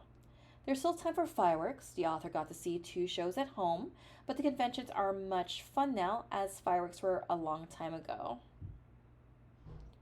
Fireworks hold a timeless fascination, and conventions offer that same sense of wonder and amazement. And conventions have the same sort of spirits as old-fashioned county fairs. There might not seem to be much resemblance between cotton candy on the fairgrounds Midway and Pocky at a convention, but look closer and you see the comparison. The author watched the Sunday morning parade of costumers, and his thoughts went far back to the Farmers' Day parade at the State Fair.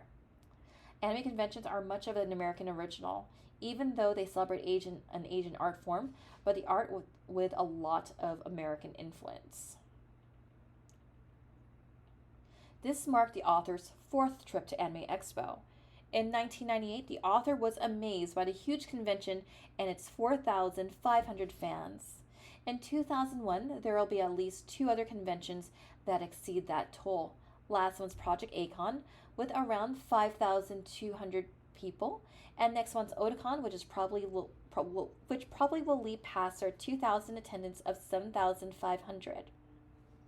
And Anime Expo had around 12,000 fans over 4 days, roughly 10 times their attendance at their inaugural event in 1991.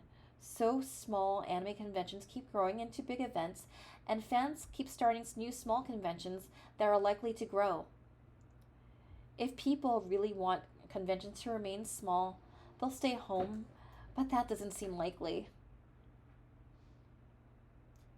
Nor will the number of conventions decrease. The announcement drew a lot of attention at Anime Expo at the opening ceremonies, which were missed by the author. He was midair over Nevada. There had been hints that the Society for the Promotion of Japanese Animation was going to add an event on Labor Day weekend in 2002. The surprise came when the Society announced that the event was not going to be in California, but in New York City. The timing was interesting, coming a few months after another organization announced another anime convention scheduled for late October in 2001 in New York, and not long after the Hobby Star of Canada announced a combined anime sci-fi comics convention for Boston in October. Was the SPJA trying to expand into a new territory or protect its turf against competition? And can anyone promote an affordable anime convention in a major city, considering the increased cost of staging Otakon in Baltimore and the high prices expected for Big Apple Anime Convention? Can vendors who populate a dealer's room hold up the regulations of major convention halls in New York? These are the obstacles that Anime Expo organizers face in staging the New York event. Fans are going to want to know if Anime Expo got too big in 2001. Well, maybe.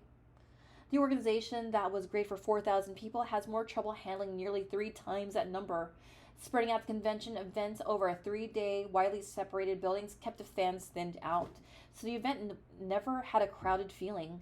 All indications that were functions such as registration went well, but there were enough organizational hitches that left you scratching your head.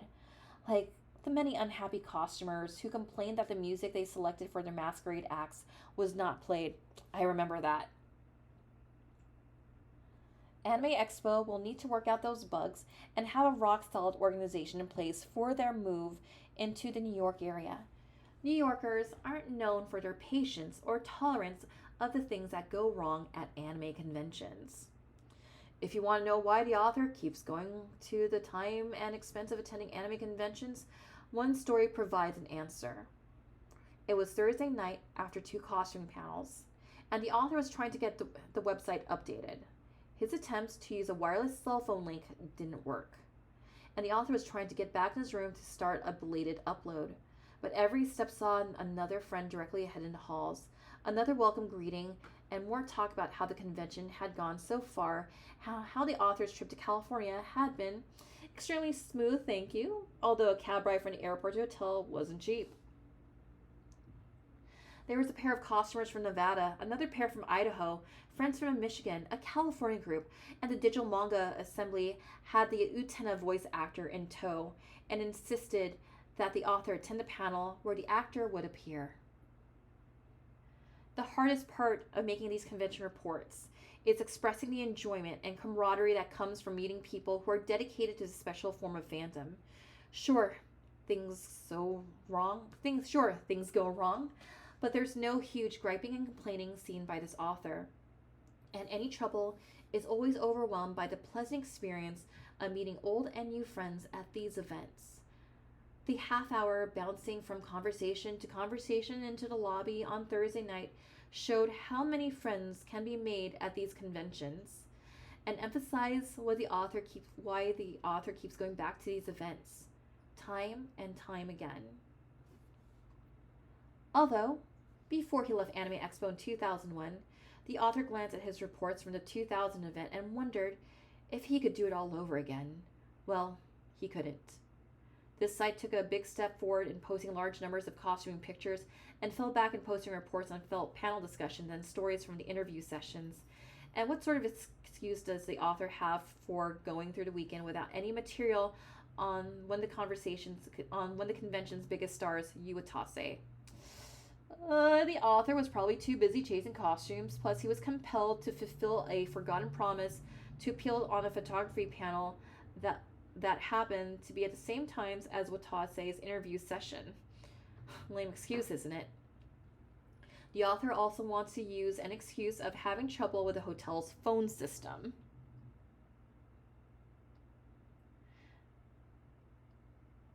But then the author had mentioned that situation to friends, saying he set a record for the most costuming pictures and fewest interview and panel stories from Anime Expo. The friends replied, "That's what people want. The site statistics bear that out." And another event also proved that point. Anime Expo decided to have a display of costumes at a fashion show on Sunday morning. The convention set up a stage and a double-wing runway set in the rear of the hall used for the dealer's room and waited for fans to arrive. Toting cameras of every description, fans thundered into the event in numbers so strong that the runway was overstuffed. And there was twice as many costume entries for the fashion show than the masquerade, which was limited to 50 entries. The fashion show was a dramatic example of the attraction of anime convention cosplay. The author accomplished one selfish goal on this trip. Outside the convention center, he found a series of red and white blocks painted on the street, covered with black marks. That was the remains of the apex of the turn leading to the backstretch of the Long Beach Grand Prix racecourse. Anime Expo was located in the middle of a racetrack in the city streets used each April by the Long Beach Grand Prix, CART's biggest event. One other anime convention this year was next door to a racetrack, Anime Central, located next to the Arlington International Racecourse, used by horses. The author really had wanted to go to one of the inaugural anime conventions that were held 3 weeks earlier, MikakaCon or Anime Mid-Atlantic, but the budget wouldn't have held up. The 4 days of Anime Expo are a great experience, but the hotel and airline used by the author have to be paid for their services. Hitchhiking and carrying a tent weren't usable options this time. While the censorship incident got a lot of attention in the exhibit hall in 2000, few people noticed another change in the 2001 dealers list. Anime Depot was gone. The Virginia company had jumped into anime video sales with a big splash in 1999, then slammed into a major financial wall of too many expenses and not enough sales. Months before Anime Expo in 2001, Anime Depot was out of business, selling the last of its tapes and moving what was left of the company to California. But while Anime Depot was gone, there was a fresh supply of dealers for fans to visit at Anime Expo. And after the convention was over, it developed that Anime Expo's officials had invited U.S. customs agents to sweep the exhibit hall for counterfeits and bootlegs. The followed the removal of a dealer from Project Acon dealer's room for bootlegs, and was in line with the 1999 efforts of Nintendo of America to seize Pokemon bootlegs. This action was one of the most significant one of the weekend, but it got little attention. The biggest online talk was a discussion of an obscenity on the shopping bags given out by exhibit hall vendor, and that was nothing close to the censorship talk from the previous year.